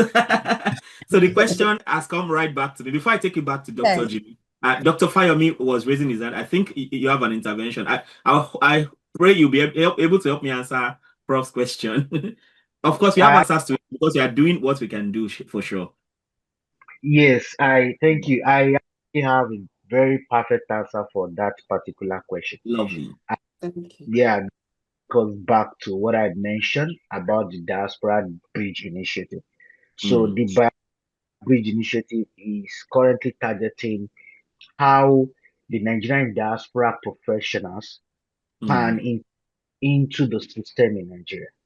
Right. And unlike a situation whereby Dr. Danzu just have to say, okay, hello, Futa, you know I'm your product, I can do well. So what government is doing now is to create a portal. So there is a portal for Nigerians in diaspora as we speak, and whereby you put in your details and you identify which of the institutions you want to contribute, right? And now, while doing that, the government is also saying that in a situation where your contribution to that particular institution, now they are focusing on STEM M. STEM M is science, technology, engineering, mathematics, and medicine, right? In a situation whereby your contribution will necessitate you to come back to Nigeria or to interface in person, the government will be taking care of logistics. So that is what is in place right now. And trust me, it was amazing that thousands of Nigerian professionals in abroad have subscribed to this. And that was what led to the official launching of it on the 28th of July. So perhaps I think, just as I mentioned to the essay to the Minister of Education on diaspora matters of quite a few days ago, I said we need to do more of the sensitization. And thank God I'm using this platform to talk to some persons that might not be aware of it. But trust me, it's an initiative that is in the motion right now, and it's an intentional initiative and it's working. I can say. Maybe you can help us share the link in the chat before we round off. I think that's a beautiful thing. If it is not messed up, like many of our programs it gets messed up in the process. Okay, I take it back to Dr. Jimmy. Interestingly, you'll be talking about diaspora. So before we go take general questions, Dr. Jimmy, over to you. Yeah, thank you very much, Dr. Nansu. Like the person who said he or she needs a PhD scholarship, right? Yeah, I think the person should communicate with Dr. Ibalajobi. He's a scholarship expert. He's our total boss in scholarship affairs. That's good. Yeah, in fact, I think I need to give him a portfolio. World ambassador, Which scholarship matter. portfolio are you giving? Yeah, I saw the question as well. Like, even though the conversation around today was more different, I mean, if you're following any one of us on socials, we do post scholarships, and I mean, Scholarships Cafe is a technology that currently supports over 174 countries. So. Exactly. Trust me. One touch with them, you won't remain the same. Now, actually, we've been trying to get in touch with the Nigerian Immigration Commission to see how we can collaborate or partner with them with respect to things that has to do with Japa. Sometimes it's not always easy to pierce these guys, but it's something we've been trying to do. It's still in the pipeline, and we are hoping that at some point we would be able to reach a consensus with them and look at their pending problems or pending challenges that they have, which we cannot provide solution on our part. So we've been working on, we started with Japa 1.0. We are working with Japa 1.2, sorry, 2.0. Then Japa 3.0 is it's on the way, but that will be definitely next year once we are done with these, because each and every of these things will definitely produce a white paper that has to do with policy making with respect to the government.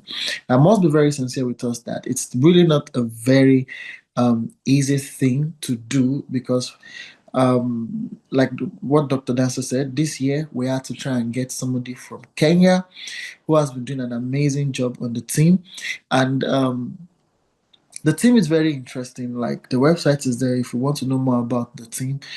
Is there. We're really doing a whole lot, and trust me, everybody on that team are like precious stones that cannot be joked with. So back to base now. I can see that there are certain questions here.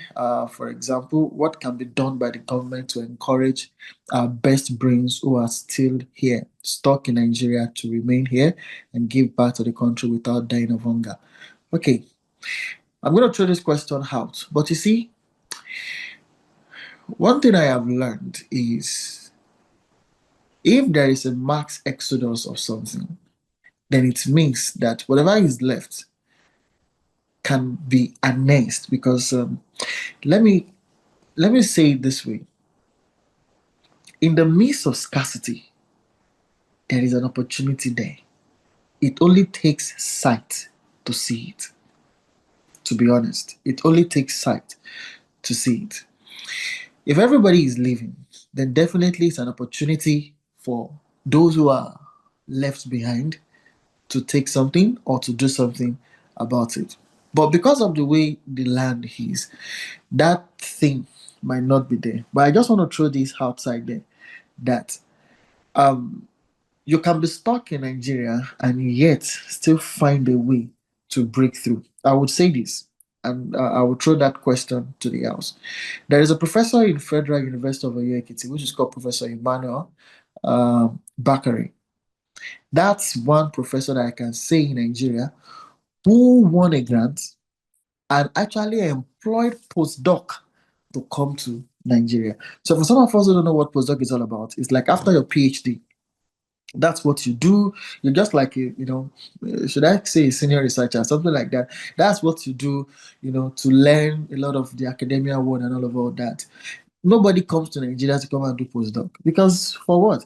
But this guy won the grant, and now he has a center. So he told himself, he said, whatsoever he learned, where he's coming from, he would implement it. But trust me, it wasn't easy. But he gave it a shot. I don't know if that would change. I'm trying to change the narrative of the word stuck. and trying to see that yet, yes, people are leaving, but that, I'll give you an example. Then I throw it. This is the last example. You see, some people sold their house to travel abroad, right? But do you know that some people in Nigeria bought those houses and it became their property? That's number one. It could look like, hey, but some people are seeing opportunity, and some people in the abroad are actually looking for distressed sales of property, which by force by fire they want to japa, they buy it. So as it is brain drain, it is also brain gain. Dr. Lumiwa, over to you. Yeah, thank you so much. Yeah, I also want to contribute to what you have said. Like, most of the time we put everything on the government. So like, oh, the government is not making sense. Oh, yeah, the government should provide this, the government should provide that. The question is, what are we doing on our own? I think it's just about our curriculum as well, which I do believe that, I mean, in foreign countries, you see institutions raising, scholars who even before they graduate from uni, they become entrepreneurs. Like, look at the MasterCard Foundation. They're supporting students to launch a project, launch a business. Like almost every day I think about, okay, what is the next product that I want to push into the market? Okay, this kind of business. Oh, what is the problem? Like people are looking for scholarship. People are looking for platforms to match them with scholarship. How can we aggregate all these things together in a space where people, so it makes a lot of sense. Like, I've addressed it earlier today. Yeah, the government should create an enabling environment so that people do no longer leave. But again, you can't force people to stay in their own country. Like Abraham was asked to leave his own father's land. And so it is biblical to migrate as well. Can we reduce this? Fine, yes. Look at Asians, Koreans, Chinese. They would rather go study abroad and then they're going back to their own country because even so many of their opportunities were being sponsored by their government.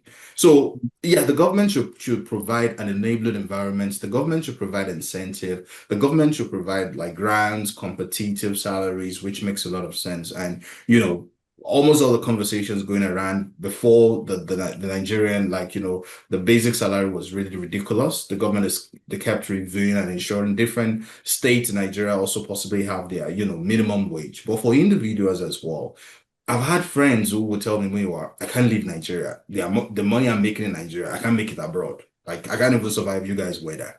And I totally understand. So look in depth into what you believe you can contribute to the system. We've seen the growth of fintechs in Africa. Like from Nigeria, you have Paystack, you have Flutterwave, you have so many of these components and organizations. Think about how you can also be like self-reliance and in the real sense of it, like maybe you cannot connect with the government. So mentor holders, leverage on opportunities in your locality. I've seen people who, like just Dr. Ajejimi has mentioned, propose some solutions, one grant, and they develop other people as well. We have a partnership with a lab in your state, like they pay PhD students like almost 100,000 naira per month. And they get grants from the US, they get grants from Europe. So while we want the government to do everything, we should also ask within ourselves, what can I do differently? Are there things I believe I can? I have one guy in Ekiti. He started making locust beans and started packaging it, sending it abroad. I have people who have invested in agriculture in Ekiti as well, and they're exporting gari. And these are people that also Japa, but they realize there is a kind of, opportunity in the system as well. So let's leverage on the government side and from the individual perspective, what do you find yourself doing? You see people on social media making money from influencing, making money from content creation, having their Upwork account, making money from graphic design, website design, application designs, and they get paid in dollars. For instance, you're working with Paystack and you're being paid in dollars in Nigeria. You won't want to leave because you have every opportunity for you there. So let's look in depth into how we can build ourselves in terms of being entrepreneur and also ensuring that in our local community, we can also be that change that is needed for growth and also to support. I mean, if you start recruiting people and you pay salaries for people, it makes a lot of sense as well. Maybe you're going to reduce the numbers of people that want to Japa, depends on the salary you pay as well. So it's important to understand that the government cannot do all these things. If you look at all these countries as well, industries, organizations, individuals, philanthropists, even you that you're looking for scholarship, most of these are from endowments, grants. They're not even from government funds. So you should understand we all have a role to play in this system. Why are you considering, oh, the situation right now, it's not making sense? Maybe you need to have a shift in mindset as well to see that, okay, I need to go out there. What are the things that I find myself? I mean, I was my wife was telling me yesterday, like she just had Pastor Adejuma's conversation about having streams of businesses. There are low-cost businesses, and guess what? There are grants for businesses as well. Like if you have an idea, you can get grants abroad to sponsor your businesses. Maybe you want to go on a not-for-profit. There's so many grants, Bill Gates Foundation, there's so much granted. So I do think awareness is one thing, which that is the reason why we're here today. And maybe when you leave today, you have a change in perspective that, yeah, the system might not be so good, but again, there is no sane system across the globe. And what can I do differently that ensures that I do not keep being frustrated and I'm just looking for governments to come to my succor, and at the end of the day, it doesn't happen. Yeah, thank you very much, Dr. Balaji. I'm going to say this, then I'll throw it to Dr. Chris, Dr. John to answer one of the questions. Do you know there's some group of people who called me for a research with respect to brain drain as well? And while we were looking at it, Indian came up. Do you know that to the Indians, it's not a brain drain? To them, it's brain profit. Why? They are the largest in the world in terms of population. So, no problem. Feel everywhere. But you see, where you are working from, you pay tax to the country. So we couldn't use them as a sample space for brain drain because for them, their population is profit making to them. Already, they can't even give back more because you know what it means to be well populated in the country. So it depends on the perspective as by which it is seen. First and foremost, in your mind, look at what you can do. One way or the other, for some of us, we are out of the country and we are trying our best to do whatever we can do, not just to also inform the government in terms of policy making, but also to inform the mindset of the people because it's a mindset shift. All these Western countries that you are looking at, they have problems. Oh. Dr. Chris can tell you, they have problems and you don't want to know the kind of problems they have. It's not that their government is fine. In fact, at that level, they have corruptions too. In Nigeria, you can wake up and tell you that the snake swallowed the money. I mean, these people you can't tell them that snake swallowed money. You have to talk about it. You understand what I'm saying? Yeah. So Dr. Chris, over to you to answer one of the questions there, because we'll be wrapping up. You're muted. So what's the major question? Sorry to. Yeah, there are questions on the chat box. To read. I think we have a couple of questions. We have one from Afari Ogun David. How can you help to reach out? Oh, I think it's good for Dr. Fayomi particularly because he has the ears of the Minister of Education.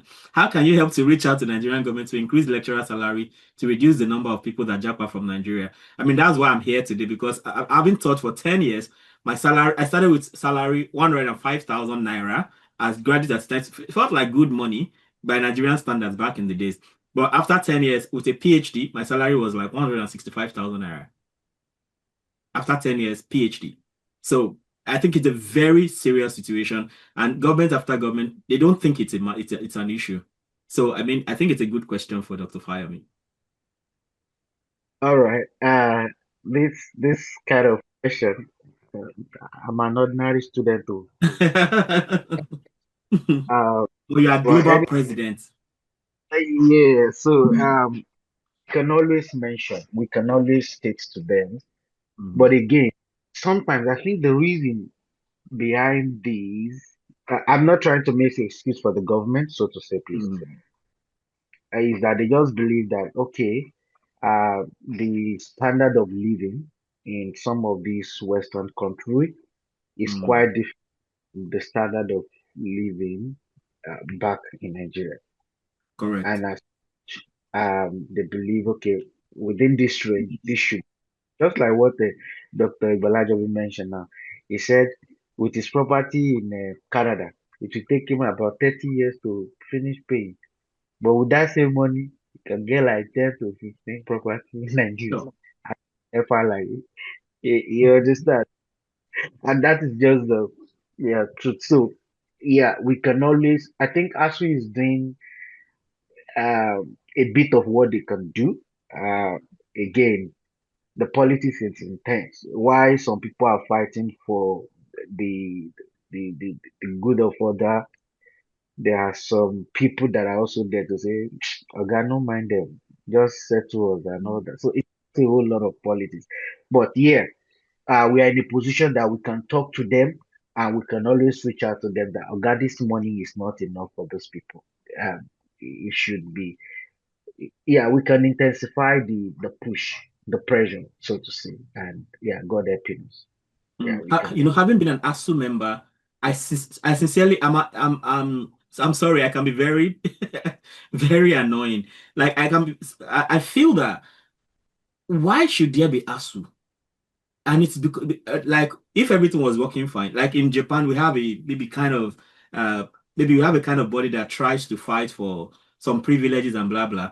But I sincerely feel that there, we didn't need ASU because each time I'm called for ASU means I'm not trying to say ASU is not important. ASU is important in the Nigerian context, but I'm annoyed that there was a need for ASU in the first place. Because each time I was called for an ASU meeting, I felt it's a waste of my time. I could be doing research, I could be teaching, then I'll close down my class and I'll go for an ASU meeting. And I had to go because if not for ASU, even the little benefits the Nigerian academia has probably won't be there. Tech Fund is a fight from ASU, for instance, and so many other things like that. So for me, it's so annoying that, you know, academics who should be researching, who should be teaching, but because of the situation, because of the fact that the system doesn't care about education, they have to always spend time discussing matters of salary, which should even be the least of issues to discuss. I mean, I heard something about Germany. I'm not sure how true this is.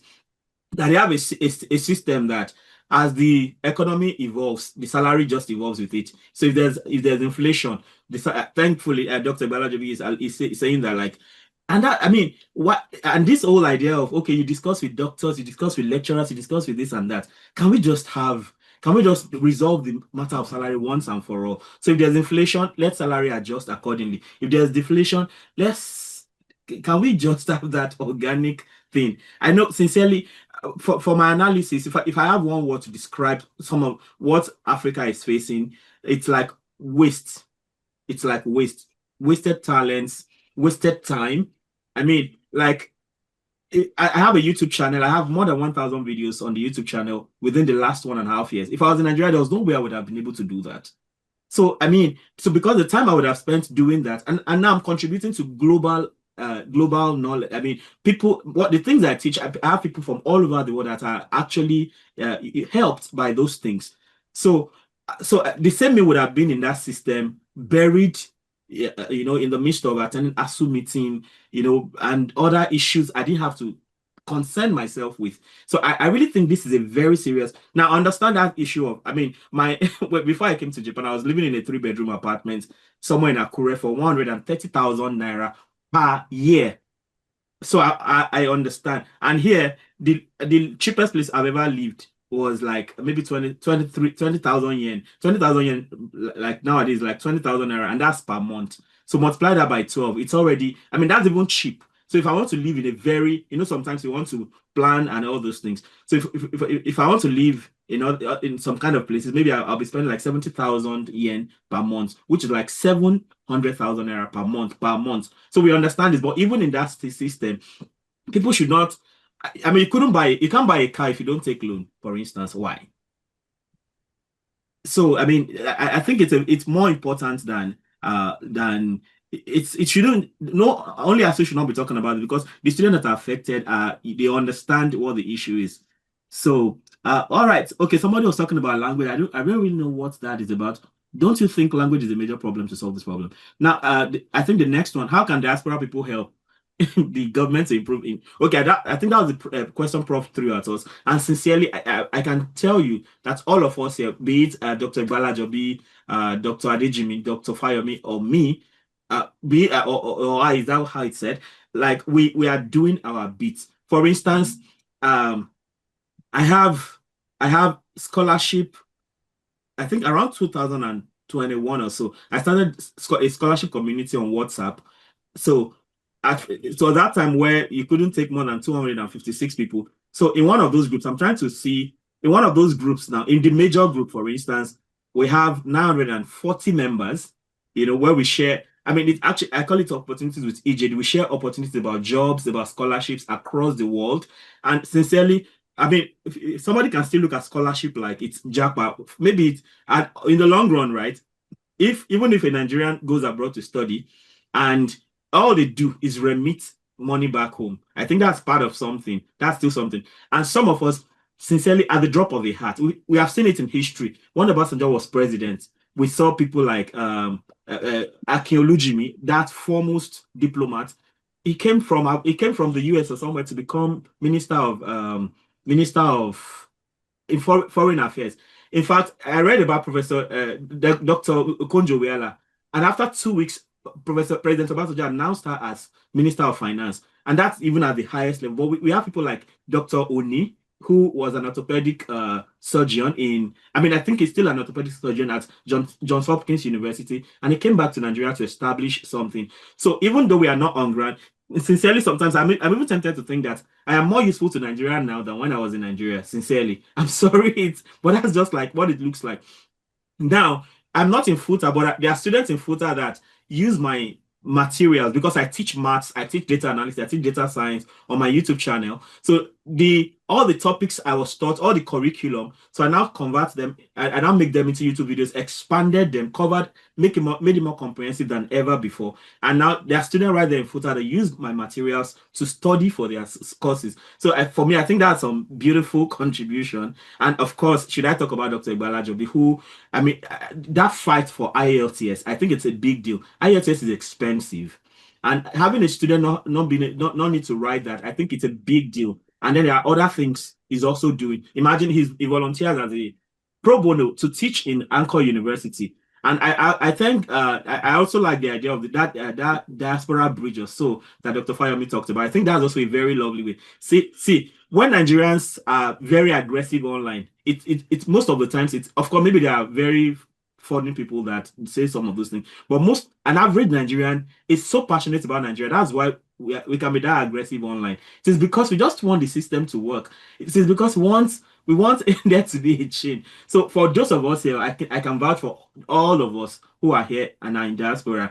We are doing, and that's even why we have this in the first place. I mean, why should I be bothering myself with Japa in the first place? Because I mean, I should just be thanking God that I've escaped. But if you look at it intently, no, but you have not. If you escape Nigeria does not escape you because you still have family there. We have people there. Sincerely, do you know that if there's 24-hour electricity, or even let's say it's 12 hours, do you even know that when I was in Nigeria, right? People were asking me that, oh, you went to Japan and you came back. Who goes to Japan and comes back? And I'm like, yeah, Emmanuel goes to Japan and comes back because I know that the life is not all about living abroad. And I went back prepared. Got the best of internet, got the best of everything because I knew what I was going to face. And people are like, "Oh, how are you coping?" I lived in Nigeria almost 35 years. I came to Japan 3.5 years, and then you're asking me how am I coping? Like I don't understand what I'm talking about. This is the system I really understood, and so I went back with that passion. Like, yes, I am here for this. But what broke my back was, first of all, my family was there, and then there was a strike for 7.5 months, and I'm like, what's this? So for me, I just lost it at that point. Like, no, this is not worth it. I mean, especially being apart from family, because my wife was there on a PhD program. So, so we are doing our bits. I mean, whatever I would have taught in FUTA, I've even taught it better on YouTube, and it's available to anybody who is interested in maths. Because of having plenty of time, I was even able to delve into a new area like data analysis, data science, machine learning, and all those. And I make those into videos, and people can access these things all over the world, right? So I think that's an answer to Prof's question and Atewotaiwo's question also. Okay. Yeah, I think that will be all about the questions, and our time is also fast spent. Okay, somebody's talking about Nance politics. I think that's another story on its own. Yeah, I think we are done. So at this point, I want to take it back to Dr. Jimmy as we round off. Or maybe before I take it back to him to round off, I just want to quickly share about the Japa team. Dr. Fagumigun is here, for instance, but we have, okay, let me share my screen so we can have an idea of the people moving the machine of the Japa. I guess you can all see my screen now. Yeah, it's coming. So, Dr. Adeniji has been able to graciously give us what's it called? A page on his website for the Japa project. So this is about the Japa model project. So it's basically using mathematics to model brain drain. So we started with something and then we are gradually moving, and we hope that at some point we get to the point where we can actually do we can actually help some active policies from what we'll be getting. So we have Dr. Adejimi Adeniji is the visionaire, and then he reached out to me, and then from there we reached out to other people. Dr. Michael Adeni is in the US currently. We have Dr. Ali Sherin in the UK, Dr. Matthew Iwada Ekum, a doctor in Lagos State University of Science and Technology, former LASPO Tech, and thankfully we have Dr. Bosede Fagumigun with us right here. We have Dr. Ziri Abraham Baba. I don't know. I saw a Ziri in the meeting, but I'm not sure if he's the one. Maybe that's his brother. I'm not too sure. So Ziri just finished from Cambridge University. Then we have Dr. Kayode Shinibi. I think he joined us at some point. He's currently a postdoc at the Northern Arizona University in Flagstaff, Arizona, USA.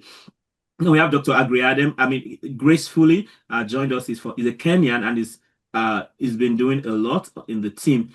So we really wish we could get people from across Africa, but that's what this is the team currently. How many of us? 1, 2, 3, 4, 5, 6, 7, 8, 9. So 9 of us.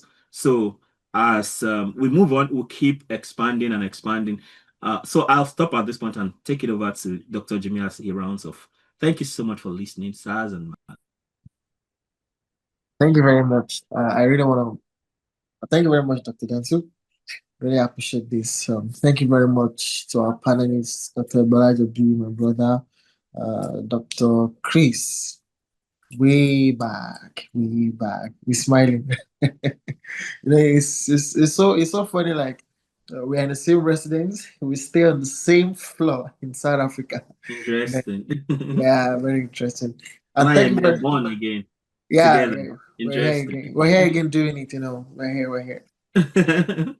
Yeah, and thank you very much, Prof. Ukamaka, because I remember seeing your mail, and since then we've been having great conversation. When I saw a mail that she also worked on migration, the health sector, I was like, amazing. Let's keep it up there. And we've been having a nice conversation. And I really want to thank the panelists because I know it's not easy keeping us all together in the same time space, because as at that time when I heard Dr. Balajobi's voice, I knew this man was just waking up. His voice was thicker. Yeah, and to Dr. Chris too, we're in the same timeline.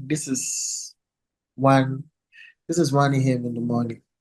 And this is one of the ways by which we give back to the community. This is one of the ways by which we try as much as possible to empower people back home.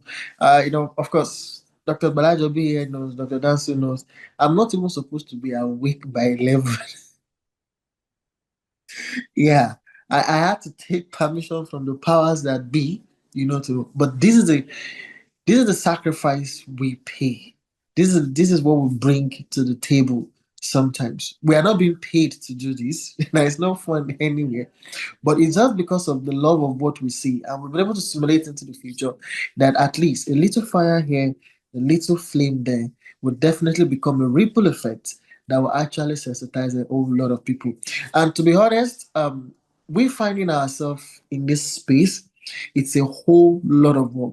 I can tell you a couple of times where Dr. Balajobi is absolutely tired, messed up because some Homo sapiens are just on his nerves. And you can see the passion with the way he's talking.